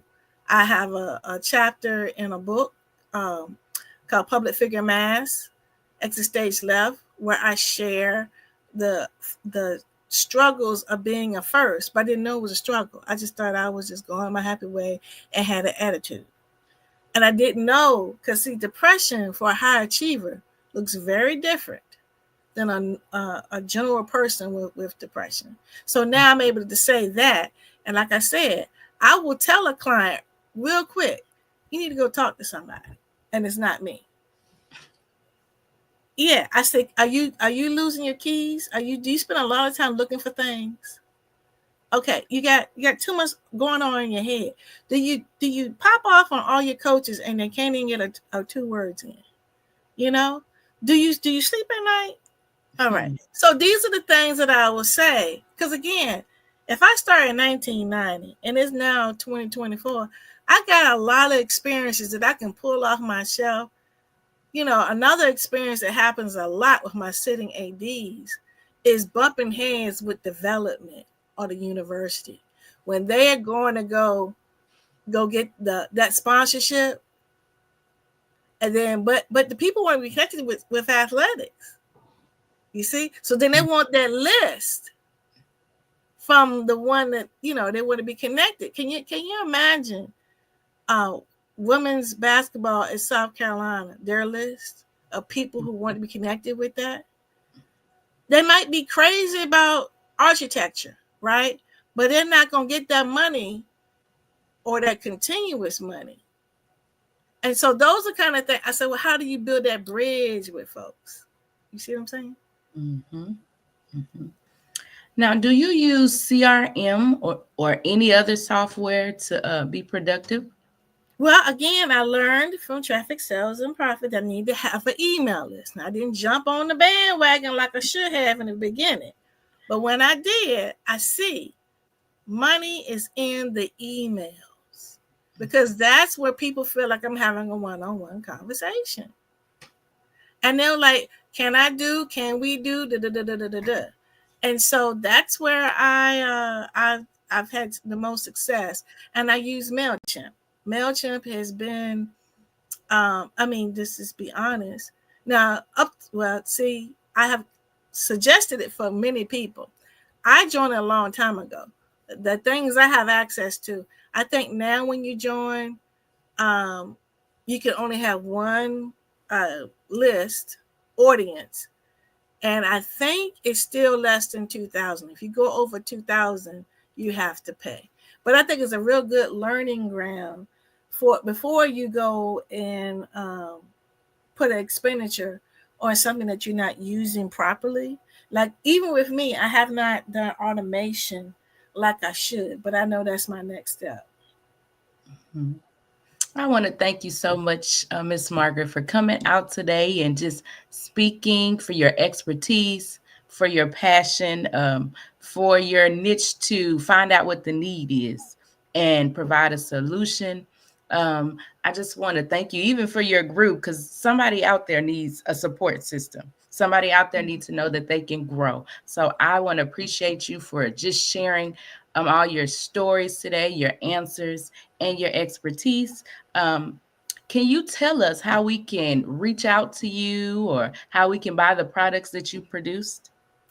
Well, I like to talk on LinkedIn, Monique A.J. Smith. My store is CaesarEmpowermentStore.com. And that's about the two main issues. Oh, and I will say, listen to the podcast. It's chatinagarden.com. Mm-hmm. Now, when does the podcast come on? Is it just 24 hours? Well, it's a podcast you can listen to all the time. I always say, I like people to join the email list because then you can just hit the button. But I'm on Spotify. I'm on Amazon Music.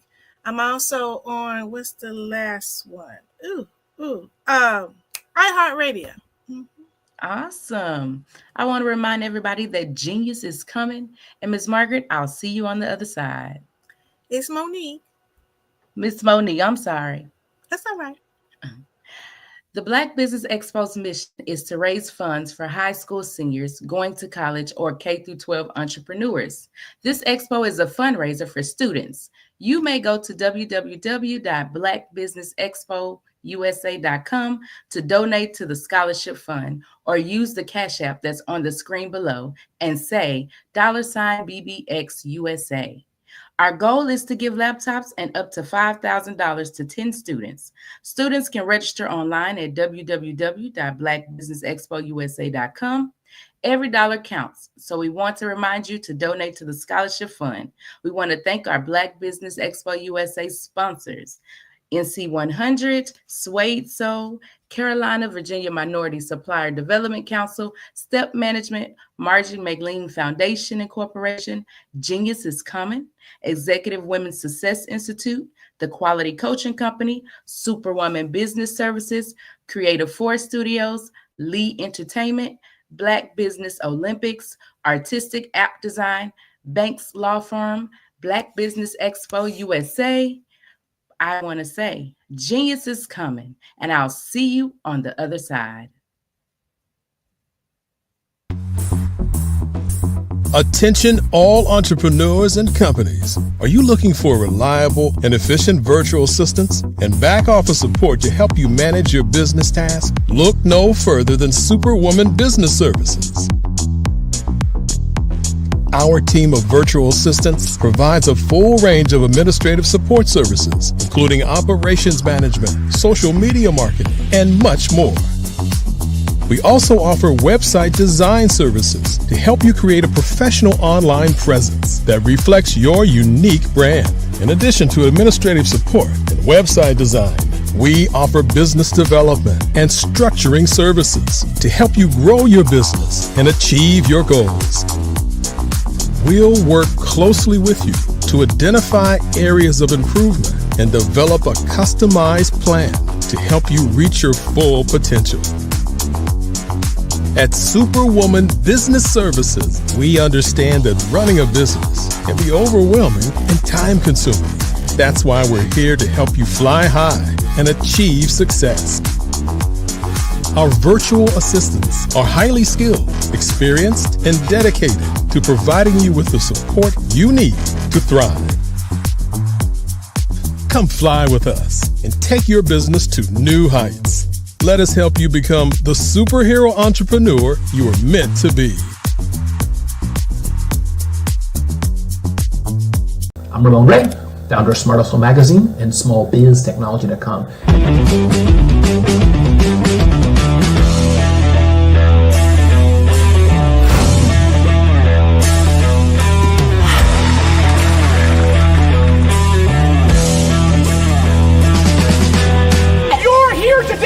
To celebrate small business success. Stand up on your feet. You rocked the house. Hey, thank you. It was amazing. can we learn? For me, success comes from failure. One thing not to do is shake somebody's hand like this.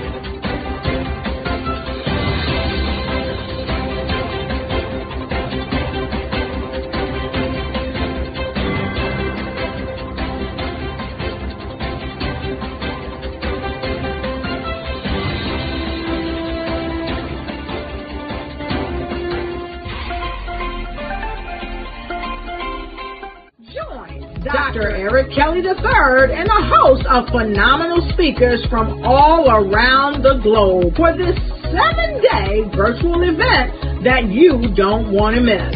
The mission of the Black Business Expo is to raise scholarship money from kids all the way from high school, all the way from college. The Black Business Olympics is one of the largest Black business showcases in the world. It is an opportunity for businesses and companies to showcase their businesses globally. We are going to be giving away laptops up to $5,000 away to students. Again, I'm Olivia Appleberry, the founder of 2 Cents Finance and one of the speakers for the expo. I am so excited to see you there. For more info, go to www.blackbusinessexpousa.com or call 919-308-9090 and hope to see you there. I am Black Business. From the moment I wake until the time I sleep. Yes, I am Black Business. I am Black Business. Tell me, are you Black Business? I am Black Business. Do you support Black businesses? Listen, I support Black business because I am Black Business. Black Business Expo, one of the largest business showcases in the history of Black business in the world. The world! Sign up today at www.blackbusinessexpousa.com or call 919-308-9090. I am Black Business. I am Black Business. From the moment I wake until the time I sleep, I am Black Business. I am Black Business. Are you Black Business? I am Black Business. Do you support Black businesses? I support Black business because I am Black Business. Black Business Expo, one of the largest business showcases in the history of Black America in North Carolina.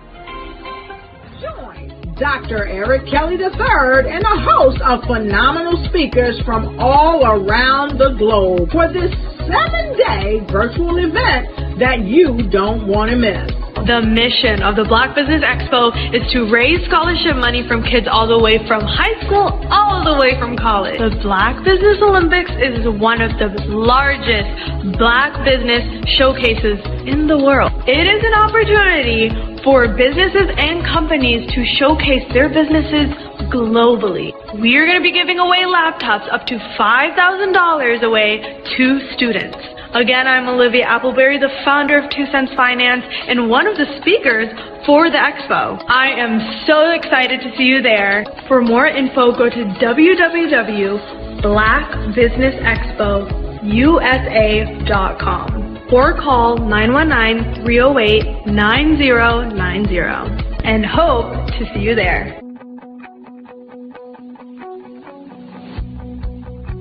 I am Black Business. From the moment I wake until the time I sleep. Yes, I am Black Business. I am Black Business. Tell me, are you Black Business? I am Black Business. Do you support Black businesses? Listen, I support Black business because I am Black Business. Black Business Expo, one of the largest business showcases in the history of Black business in the world.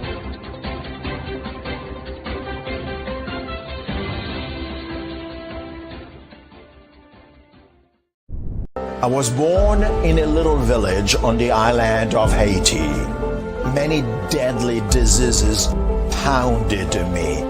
It is as if they were on a mission to end my existence on this earth. I refused to give up.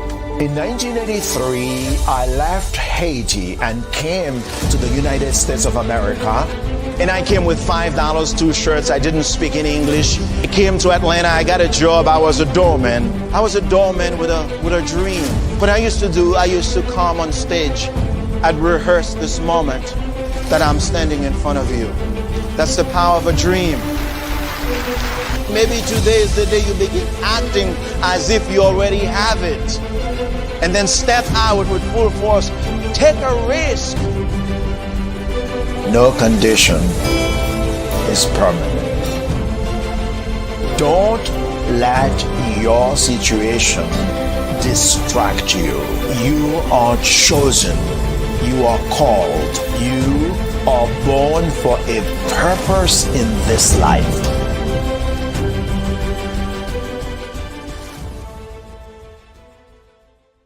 You are a Black-owned business and you're looking for new ways to expand your reach.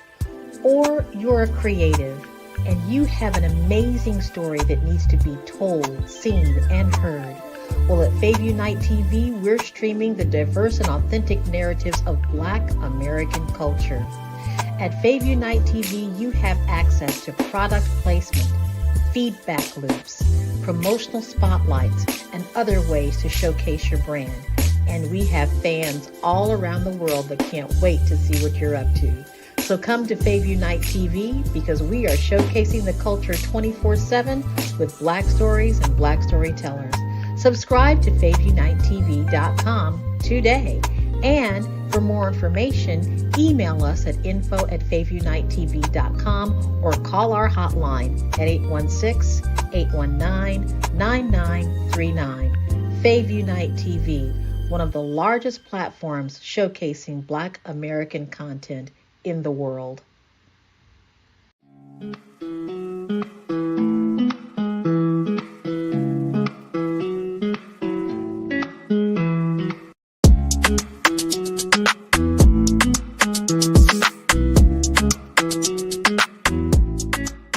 This is an exciting time to be in digital marketing with the advent, the explosion of generative AI chatbots. They're better known as ChatGPT.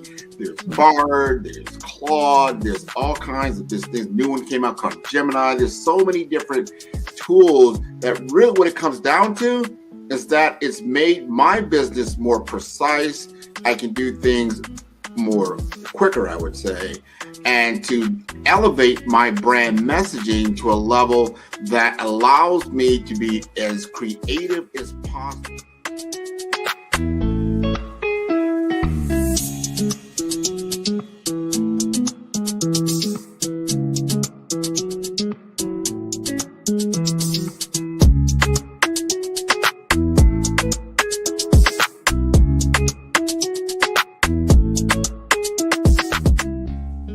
digital market economy is taking the world by storm, probably over the last decade or so, but is really escalating now in the advent of AI because it is a game changer for a lot of businesses. It's not just all the big boys that can play in this space because of cloud computing, because of mobile computing, and now you have these tools at your disposal.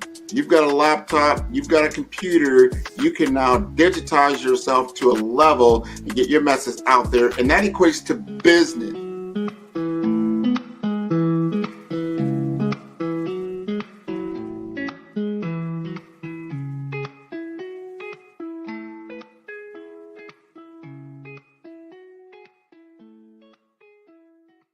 Sometimes you got to hear the news from the Black perspective, and more specifically, Black publishers. And that's exactly why you have to download the Hey Tie app, the largest mobile app delivering breaking news, videos, and podcasts from 200 of your favorite Black publishers. Yes, 200 Black publishers delivering news as it happens, literally all in one app. Go to hayti.com or download the app in the Google Play Store or Apple App Store. It's completely free, along with information that you can trust, so go check them out.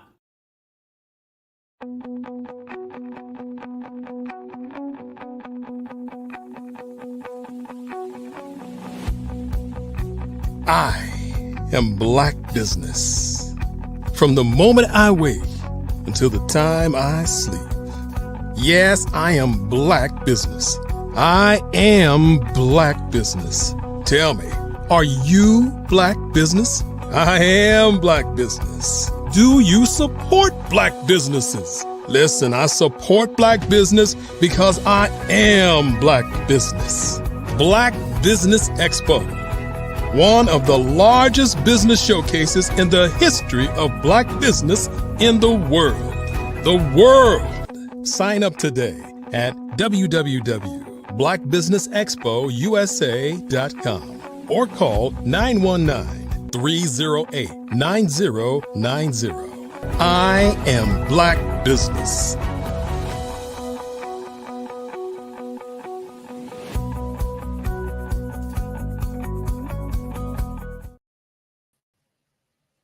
Good day, business owners, entrepreneurs, thought leaders, and corporations.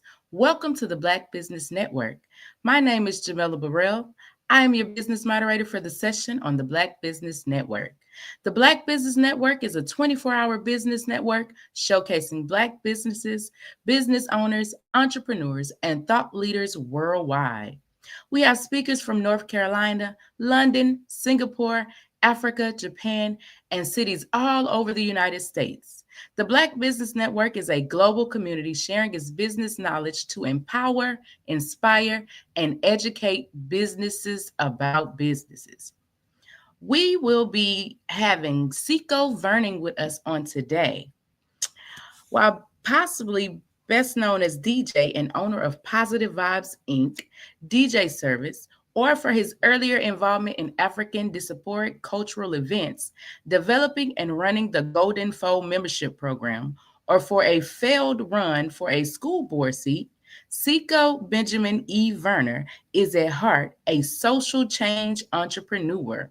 Seiko leads a team of partners and collaborators to assist business people in assessing resources.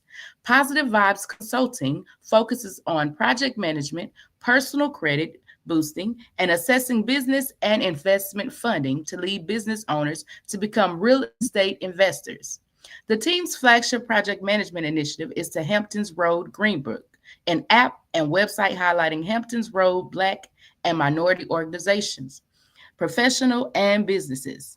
Seiko is a graduate of Hampton University, Regent University, the George Washington University, and he often brags about being kicked out of Old Dominion University twice. I present to you Seiko Vernon. Hey, good to be back on the platform, Jamila. Oh man, I'm excited. Yay. You excited? I'm excited too, Mr. Seiko. How was your day today? Oh, everything is up. Everything is That's up. Good. That's good. That's good. All right, I'm here to grill you with some questions. You ready? Good. Yeah, because I enjoyed last time, and I know that we can go a little deeper this time. I know we can Yes, go a we're little gonna go deeper. a little bit deeper, just a little bit deeper. So generational wealth has become a buzzword. Why do you think this is such a popular topic now?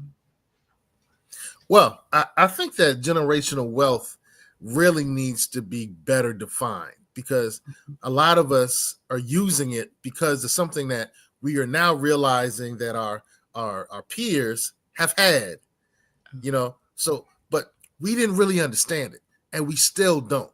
A lot of us think generational wealth is a lot of money. A lot of us think if I get the NFL contract, after 5 years, I made generational wealth. Nope. No, you didn't. But I thought the same way until I met with the people that are in my documentary mixtape series. And I know I kind of talked about that a little bit last time. Hopefully we'll get a chance to go a little deeper into it. But, I got a chance to meet with some luminaries who shared with me their strategies and their understanding. So now I have a very cogent understanding of generational wealth. And it's this simple. Generational wealth is wealth that's placed into a platform that allows it to continually make more money and replicate, and makes it so that the wealth can be transferred from generation to generation. So if you don't have all those things, just because you got $1 million doesn't mean you have generational wealth, because it has to be placed in a platform that replicates, so that million turns into 2, turns into 3, turns into 4, and can be transferred easily, systematically, in a way that it never runs out. One term is an endowment. Now, we hear about endowments and we really don't know what that means, but if I put $10,000 in an endowment that I have here in Hampton Roads, which is part of Virginia, this is college. This is called the Access College Foundation. If I put $10,000 into an endowment with the Access College Foundation in perpetuity, I can be able to give $2,000 to $3,000 to $5,000 scholarships every year in perpetuity, forever and ever and ever and ever. That's how we create generational wealth. So it's not a lot of money. It's not a certain amount of money. It's doing the steps that will make sure that it replicates and it's transferred. So it got to replicate and transfer. Yeah. Yeah.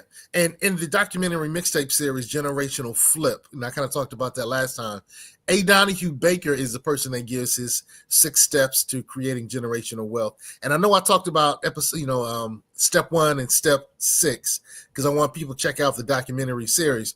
But hey, that's what it comes down to. Step 1, he tells you that to really stop living paycheck to paycheck, you got to become a thousandaire.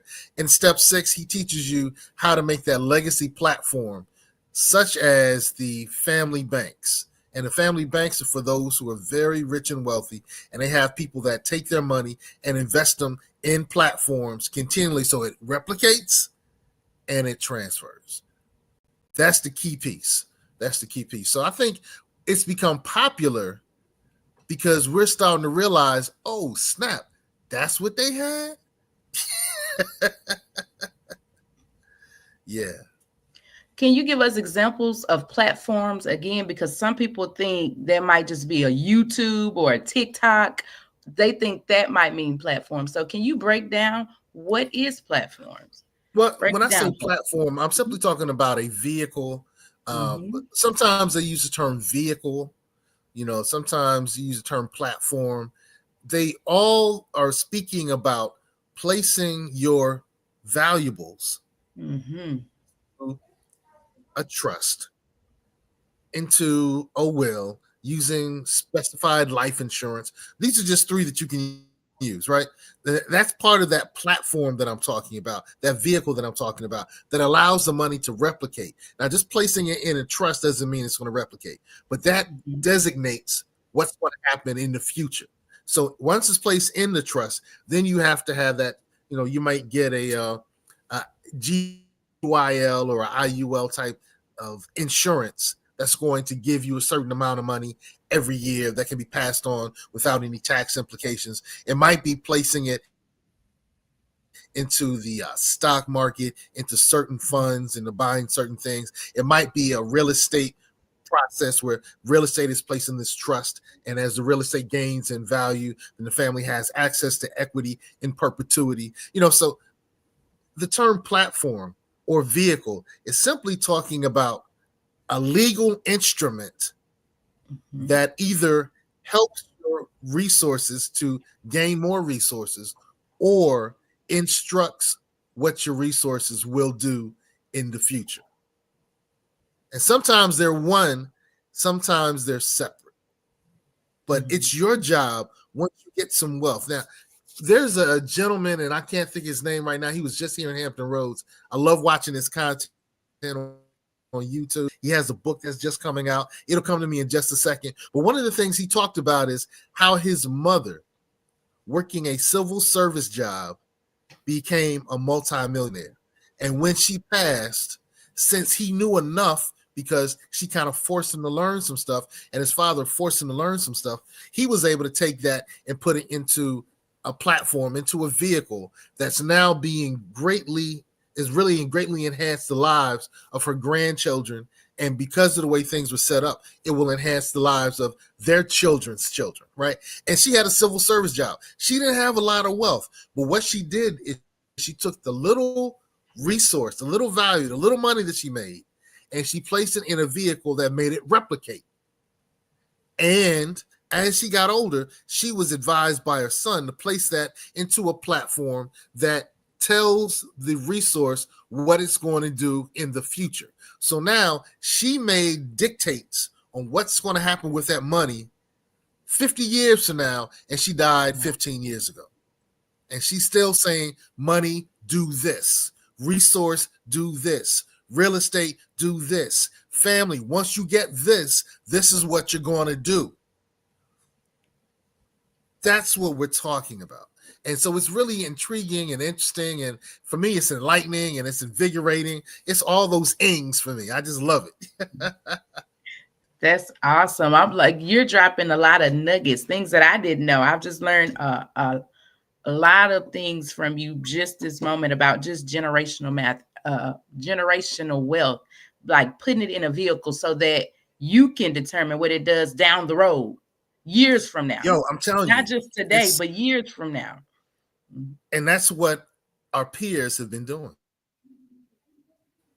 That's the truth. They have. That's what our peers have been doing, particularly from the beginning of the United States of America, which started off as a business venture. The United States of America started off as a business venture.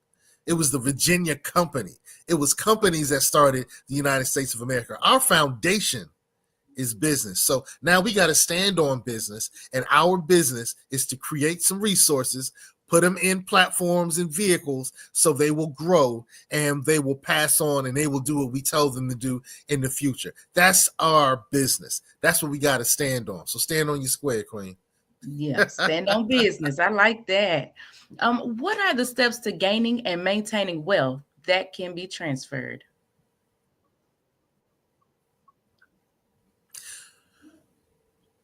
Ask the question again because it broke up just a little bit. I want to make sure I answer it completely. What are the steps to gaining and maintaining wealth that can be transferred? Okay, that's what I thought you said. Wanted to be sure. Well, when you watch Generational Flip, you can see episode 1, 2, and 3 on YouTube. I have it on YouTube for right now.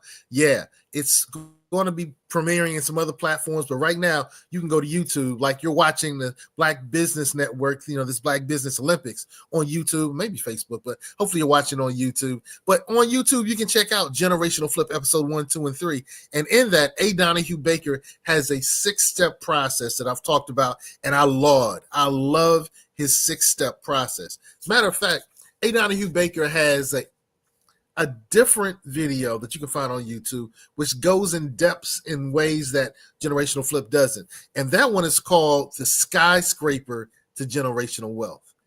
Wow. So use your Twitter fingers, your YouTube fingers. I don't think it's on Facebook. Use your YouTubers fingers and, find A. Donahue Baker's Skyscraper to Generational Wealth. And he pretty much says, this is how we get to the top of the skyscraper. And it's pretty simple. Number one, he says, become a thousandaire. We talked about that before. Some people have a really hard time saying, I don't know if I can do that. I don't think everybody can do that. We're saying too much if we say everybody can do that. And I just am optimistic. I have a can-do religion. You know, I serve a can-do savior. So I know we can do it, right? I serve the people who can get things done. So let's do this. Episode 1, he talks about how the first thing we got to do is make yourself to a thousandaire. All right. No need to go back and forth on that. Second thing is he tells us that it's really important to get your credit worthiness good. Then he talks about things such as how you need to have somebody replace all your expenses. So just think, Jamila, if somebody paid all of your expenses and you were making over $100,000, what could you invest in? And the thing is, people do it all the time. Mm-hmm. People do it all the time. And then, you know, I'm not going to go through each one of them, but number 6 is making sure it's placed in that platform, that vehicle. And it's multiple vehicles, actually, because a lot of different things that are working to make this happen that will ensure that you tell your resources what they're going to do for you and yours after you pass, while you're alive. Because you can, I mean, your directions can actually go in place while you're alive. It doesn't have to happen just after you transition. So, yeah, so we have great people like A. Donahue Baker who talks about that. Angel Rich Jones. And man, oh man, Angel Rich Jones, sister from Hampton University. I know there was a adjunct professor on Monique who just talked about being from Hampton University. Salute all my pirates, Hampton hugs. Angel Rich Jones, she just created something that's going to make her family billions. Second letter B. I'm telling you. And when you listen to the way she thinks, the mindset concepts that her mother and her father taught her are just mind stretching. They just make you think so differently. You can't be the same person after you watch her content. It just stretches your mind.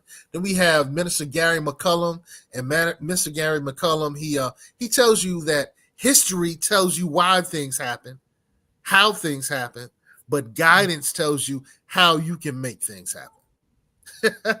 So, Gary McCullum goes into history of certain things that really impact us. Dr. Willie Jolly, he has 5 things that I think are really important when it comes to your question of how do we create wealth that can be passed on.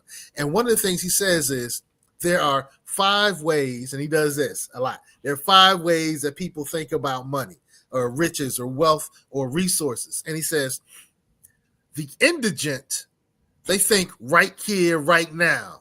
ASAP, right now. He says the poor think about tomorrow. So the indigent is like, how can I get some clothes on my back right now? How can I get some food on my belly right now? Help me right now. The poor think about tomorrow. How can I feed my children tomorrow? How can I get from here to there tomorrow? Then he says the middle class, they think annually. Did I get my annual raise? How am I going to pay for the car next year? How am I going to get my child to school, college, preschool, whatever, next year? They're thinking annually. Can I afford this annually? And then he says, the rich, they think in decades. They think in this decade, what can we do with our resources? How can we get more resources this decade and next decade? They think in decades.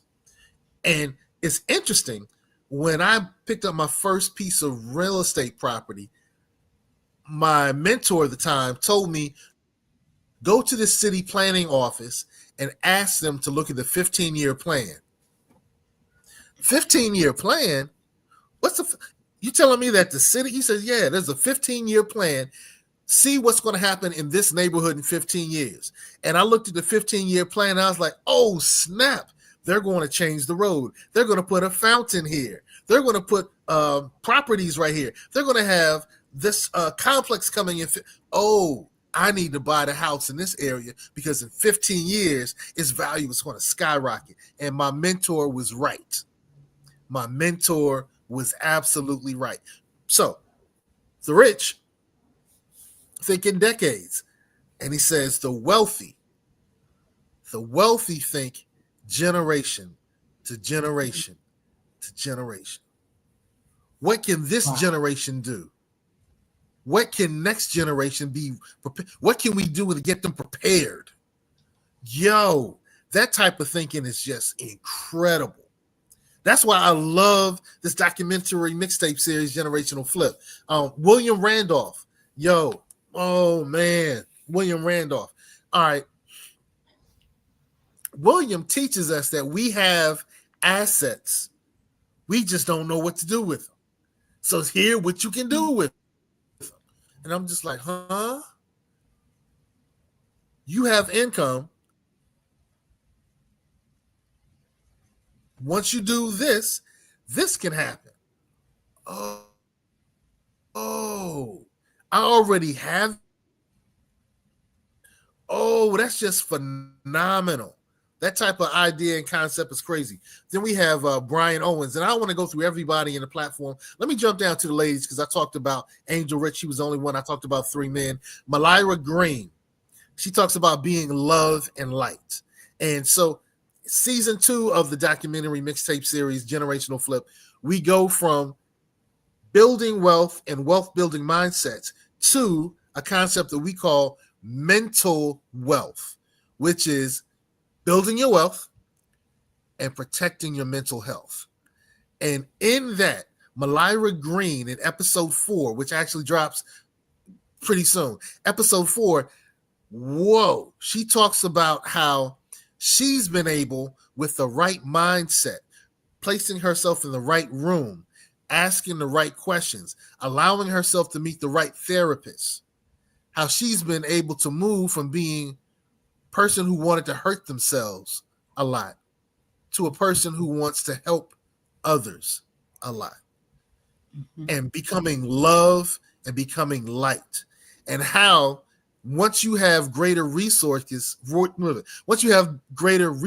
had to flip that backwards, spin that record back. Once you have greater resources, you can even be a stronger love and you can be a stronger light. You know, it's incredible. So I love this series and I love what it's doing to people because it changed my view and it's changing others as well. So you asked the question, you know, how can we, you know, get some wealth and how can we make sure we transfer it? One of the ways is what I call professional development.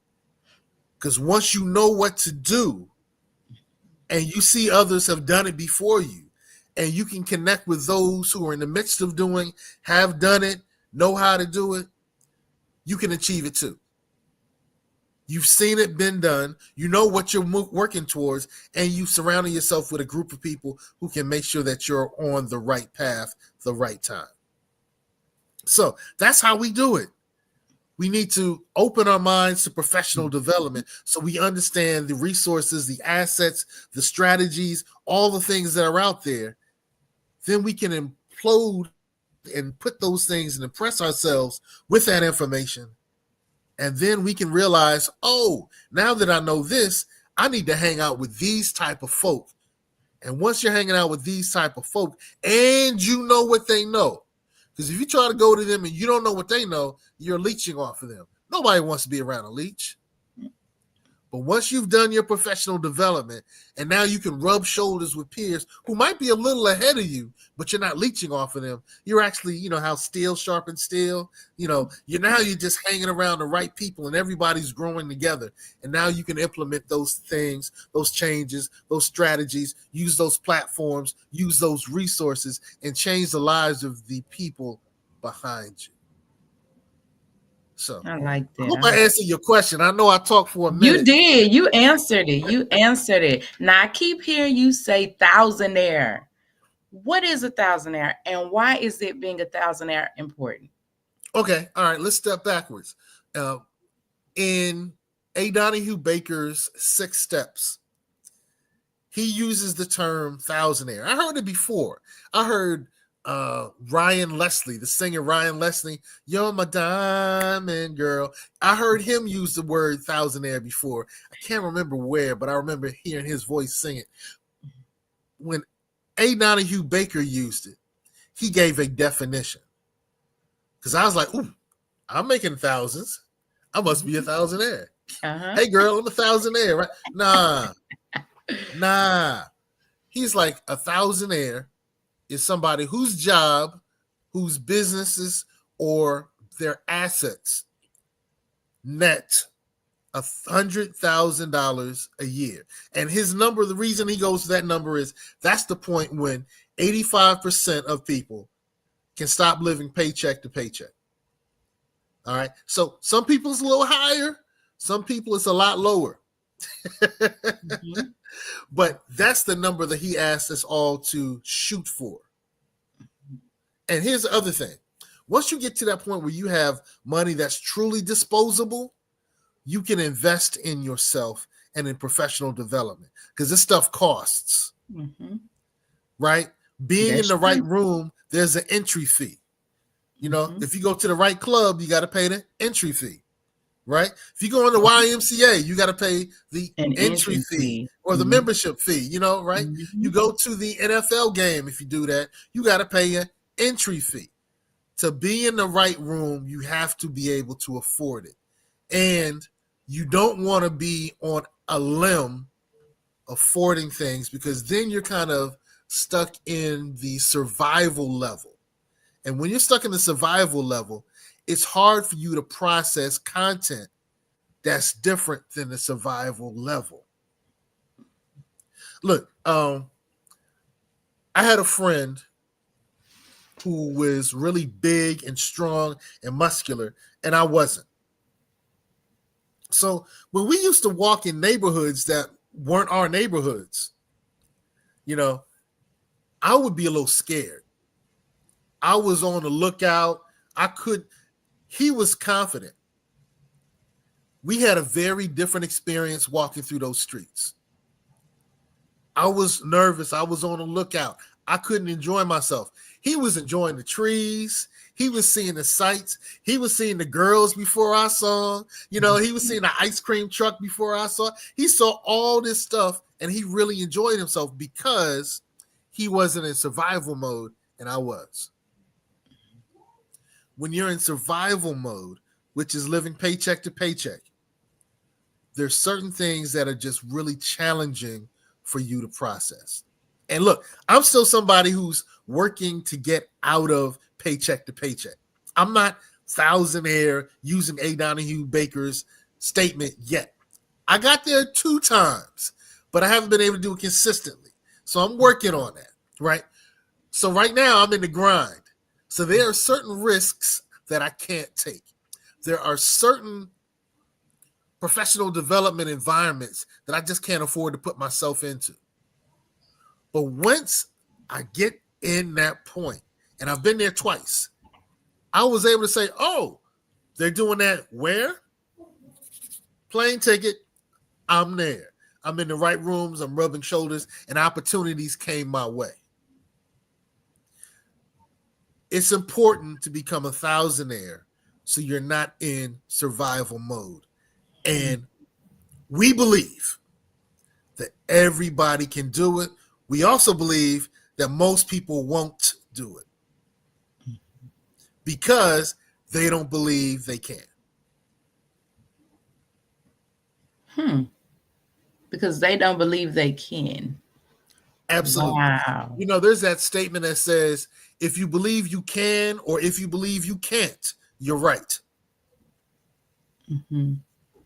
So do you believe that their belief has something to do with the way they think, with the way they process things, with the way they've been through things? So I have this mindset that it won't work for me. Yeah. If you have that mindset, it's not going to work for you. Because when you see that repetitive thing that triggers you, that repetitive thing that reminds you of how things went bad, when you see that thing that gives you a glimpse that it might not go as well as you think it is, you're not necessarily going to take that risk. I'll use myself again as an example. I was in middle school and we used to have dances. And I really like Tanya. Oh my God, I love Tanya. All right. So I went up to Tanya and asked her to dance. And she said, no. And she giggled and all her friends were around and it hurt. I was embarrassed. I felt rejected. And so at the next dance, I didn't ask Tanya to dance.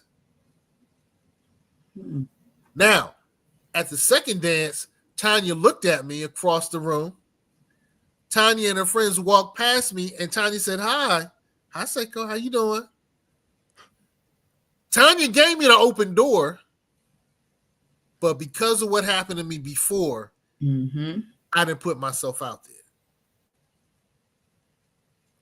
Now, that's what happens to us when we don't believe we can. The open door might be like, yo, come through. Nah, son, I'm good. You ain't going to have me looking stupid. You're not going to have my feelings on the line again. I'm not going to take a risk. And the unfortunate yet fortunate thing about taking risks is the bigger the risk, the bigger the reward.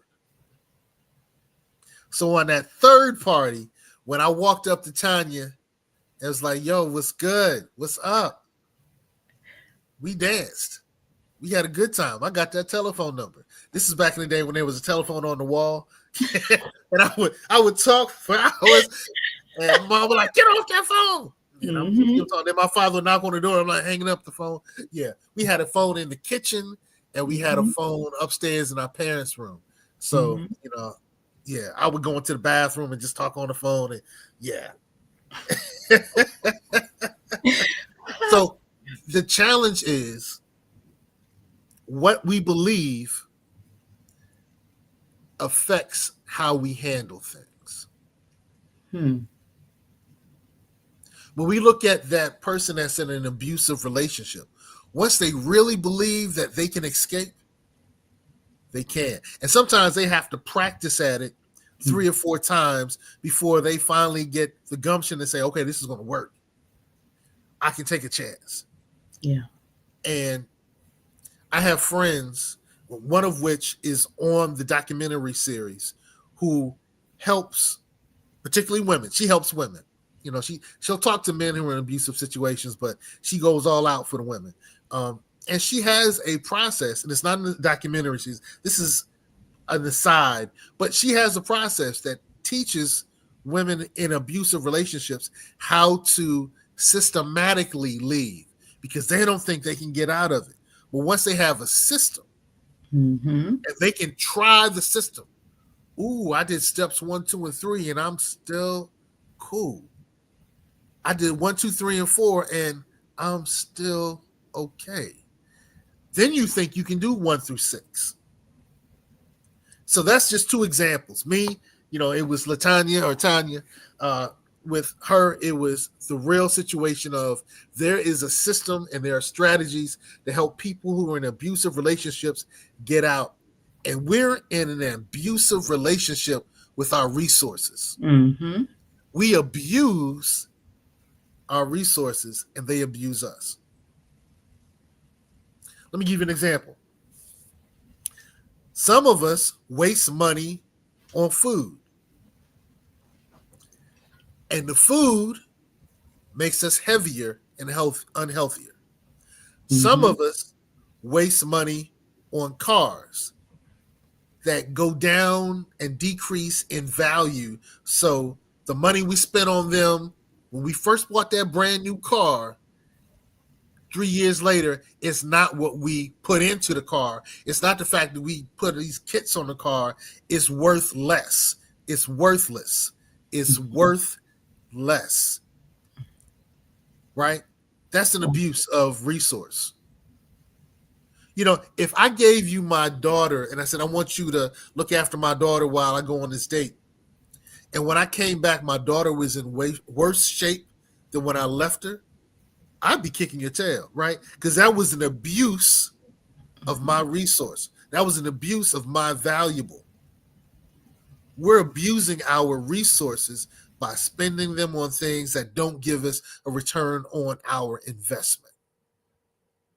And professional development series like Generational Flip, which you can find on YouTube, is that professional development that allows us to understand how to better use our resources and not be abusive to them.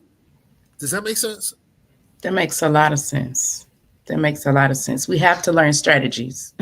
We have to take steps to come out of the abuse of our resources, to make our way towards generational wealth. I like that. So tell us about a few outstanding projects you are working on and how they relate to building generational wealth and legacy. Oh, snap. Well, I've talked ad nauseum, but I've talked a lot about my documentary mixtape series, which can be found on YouTube. I keep plugging it. Look, the other thing that I've been doing, I'm doing two things right now, two projects. I've kind of narrowed myself down. I work with my fraternity. I work with the NAACP. I work with a mentorship group in my school. I work with a youth mentorship program. So I do some community stuff. The things, though, that, I have my entertainment company. I do the consulting. The thing that I'm really forcing myself, because I don't want to abuse my resource of time, the thing that I'm really forcing myself to do is the docuseries and the Hampton Roads Green Book. Now, when you introduced me, you said Seiko has this Hampton Roads Green Book, and our Green Book is something that I would love to see replicated, and I may end up replicating it in some other cities. Right now, we're doing it in Hampton Roads, which is the 7 cities: Virginia Beach, Chesapeake, Portsmouth, Suffolk, Hampton, Newport News. I missed one. Norfolk. I don't know. The 7 cities. And we created a platform called the Hampton Roads Green Book, which is an online directory of our businesses, professionals, and organizations. So you trying to find out what the Qs are doing? You type in Omega Sci-Fi into the platform. It's an app and it's a website. So we have people downloading the app. It's a free app. You can find out what the Qs are doing. You want to find out if there's a new doctor that you can check out because you don't like your primary care physician. Well, you can just go to the app and say, hey, I'm looking for a doctor. And you might find, like, one of our newest ones is a sister named Katrina Wright. And she has the Hampton Roads Wellness Center. And she is a phenomenal doctor. My dentist I found in the Hampton Roads Green Book.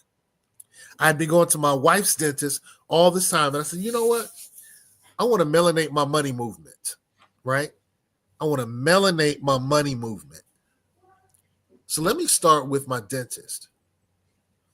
Went to the Hampton Roads Green Book, found a great dentist, Dr. Keenan Davis. He's my dentist now. The other night, the wife and I were driving home. We work on houses from time to time. We were working on a house and we were driving back home, and she was hungry. And she's like, you know what? I really want something a little spicy right now. All right. You talking about food? Okay. Yeah. All right. Let's get some spicy food. All right. So we went to the Green Book and we found that there's a restaurant, a Latino restaurant called Belu's Colombian Chicken and Rotisserie, something like that. Yo, the food is banging. So this is an not Afro-Cuban. She's an Afro-Colombian sister who was from Cartagena, Colombia. And she brings her culture, her cooking culture from Cartagena, which is African-based. And that's why Shakira's hips don't lie. Because Shakira came from Cartagena, right? Cartagena is, people like us are in Cartagena. Look, Cartegena, Colombia. Look at the pictures. You'll find us, right? So the food was banging, right? So wifey was happy. My point is, with the Hampton Roads Green Book, we have had the ability to place 1,800 plus businesses, organizations, and professionals in our platform. Here's the solution. This is what we're solving. We have to be solving a problem, right? There's no need in having a business unless you're solving a problem, right? Just because you want to cook, that's cool. But if you can solve a problem, if you can find a niche in the market, something that's missing that people are looking for, then you got a business. So we found that we don't circulate our resources as strongly as we did before. In the 20s, in the 10s, in the 30s, in the 40s, beginning of the 50s, we circulated our resources extremely strong, right? Well, nowadays we don't. So I think I said this last time, I say it a lot, so excuse me if you've heard me say it before, but in our community, the Black community, the so-called Black community, our dollar circulates 1 time. In our Latino community, it circulates 6 times. In the Asian community, the dollar circulates 9 times. In the general white community, the dollar circulates so much it cannot be measured. And in those communities that have high resource circulation, you have low poverty, you have low crime, you have low preventable disease, you have higher income brackets, and you have higher educational attainment. So the problem that we're solving is our resources in Hampton Roads don't circulate as strong. The numbers that I just gave you are national numbers. This really just deals with the United States of America, right? Those are national numbers. And our trends in Hampton Roads support those numbers that I just provided you. So we found a way by creating this app, by creating this website, and making sure that we put our people, our businesses, our professionals, our resources. You know, I talked earlier about abuse. The good thing with the Hampton Roads Green Book is you can have your phone and pull out and type in the Hampton Roads Green Book help.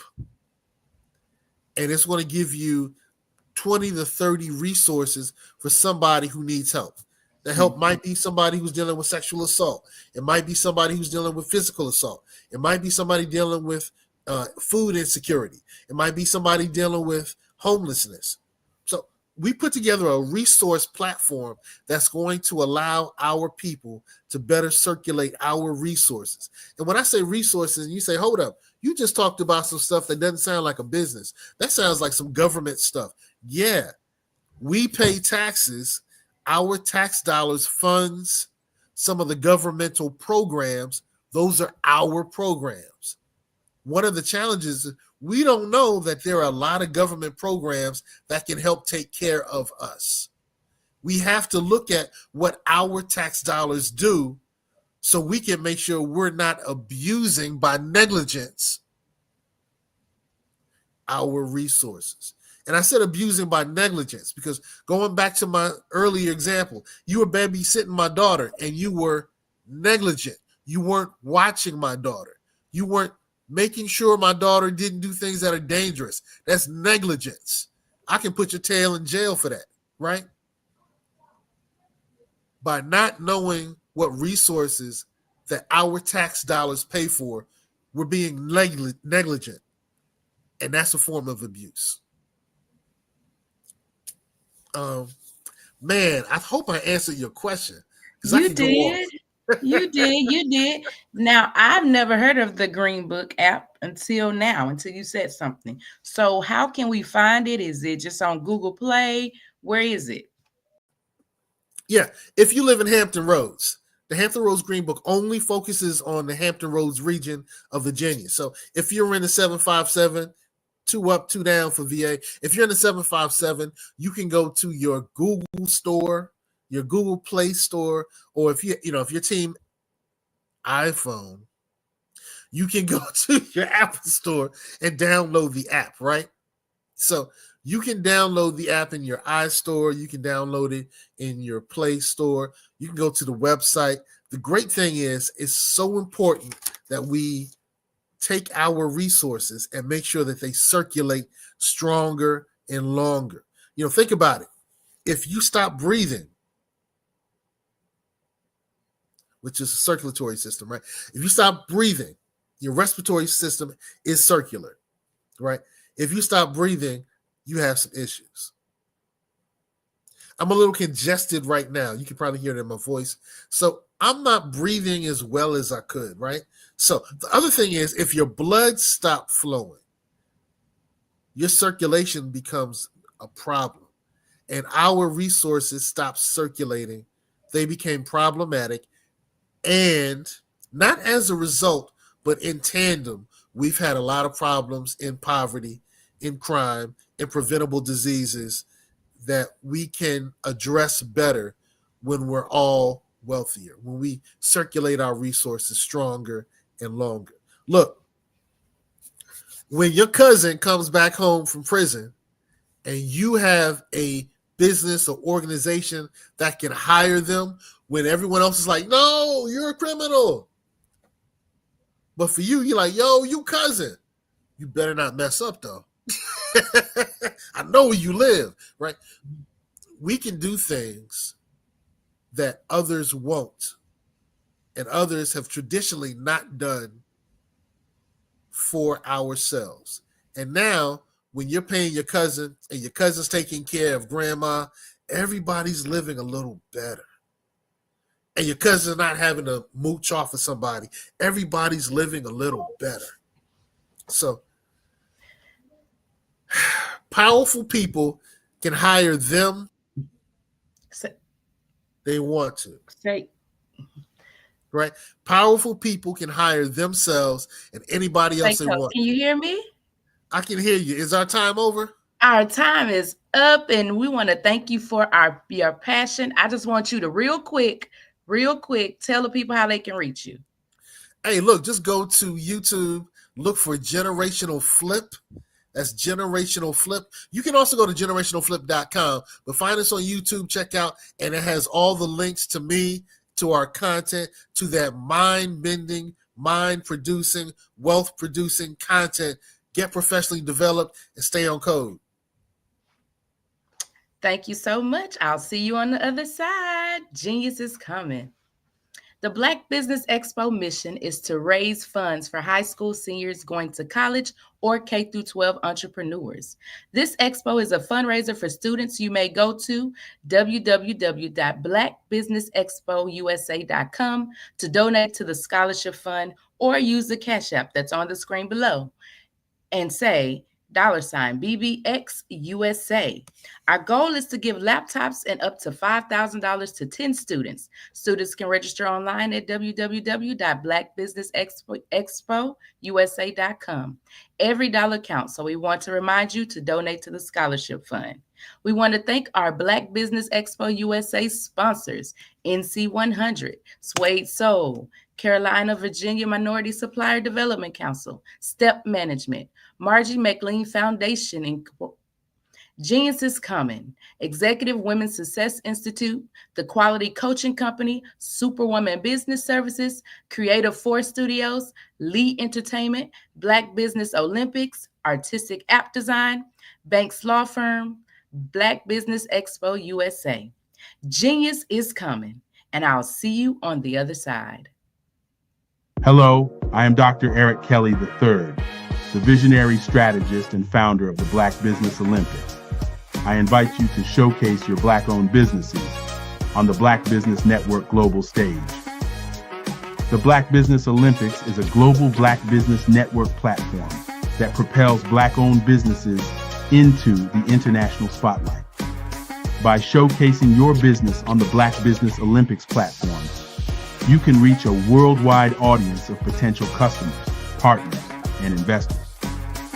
You can also establish yourself as a thought leader and expert in your field, attract lucrative partnerships, and more speaking engagements.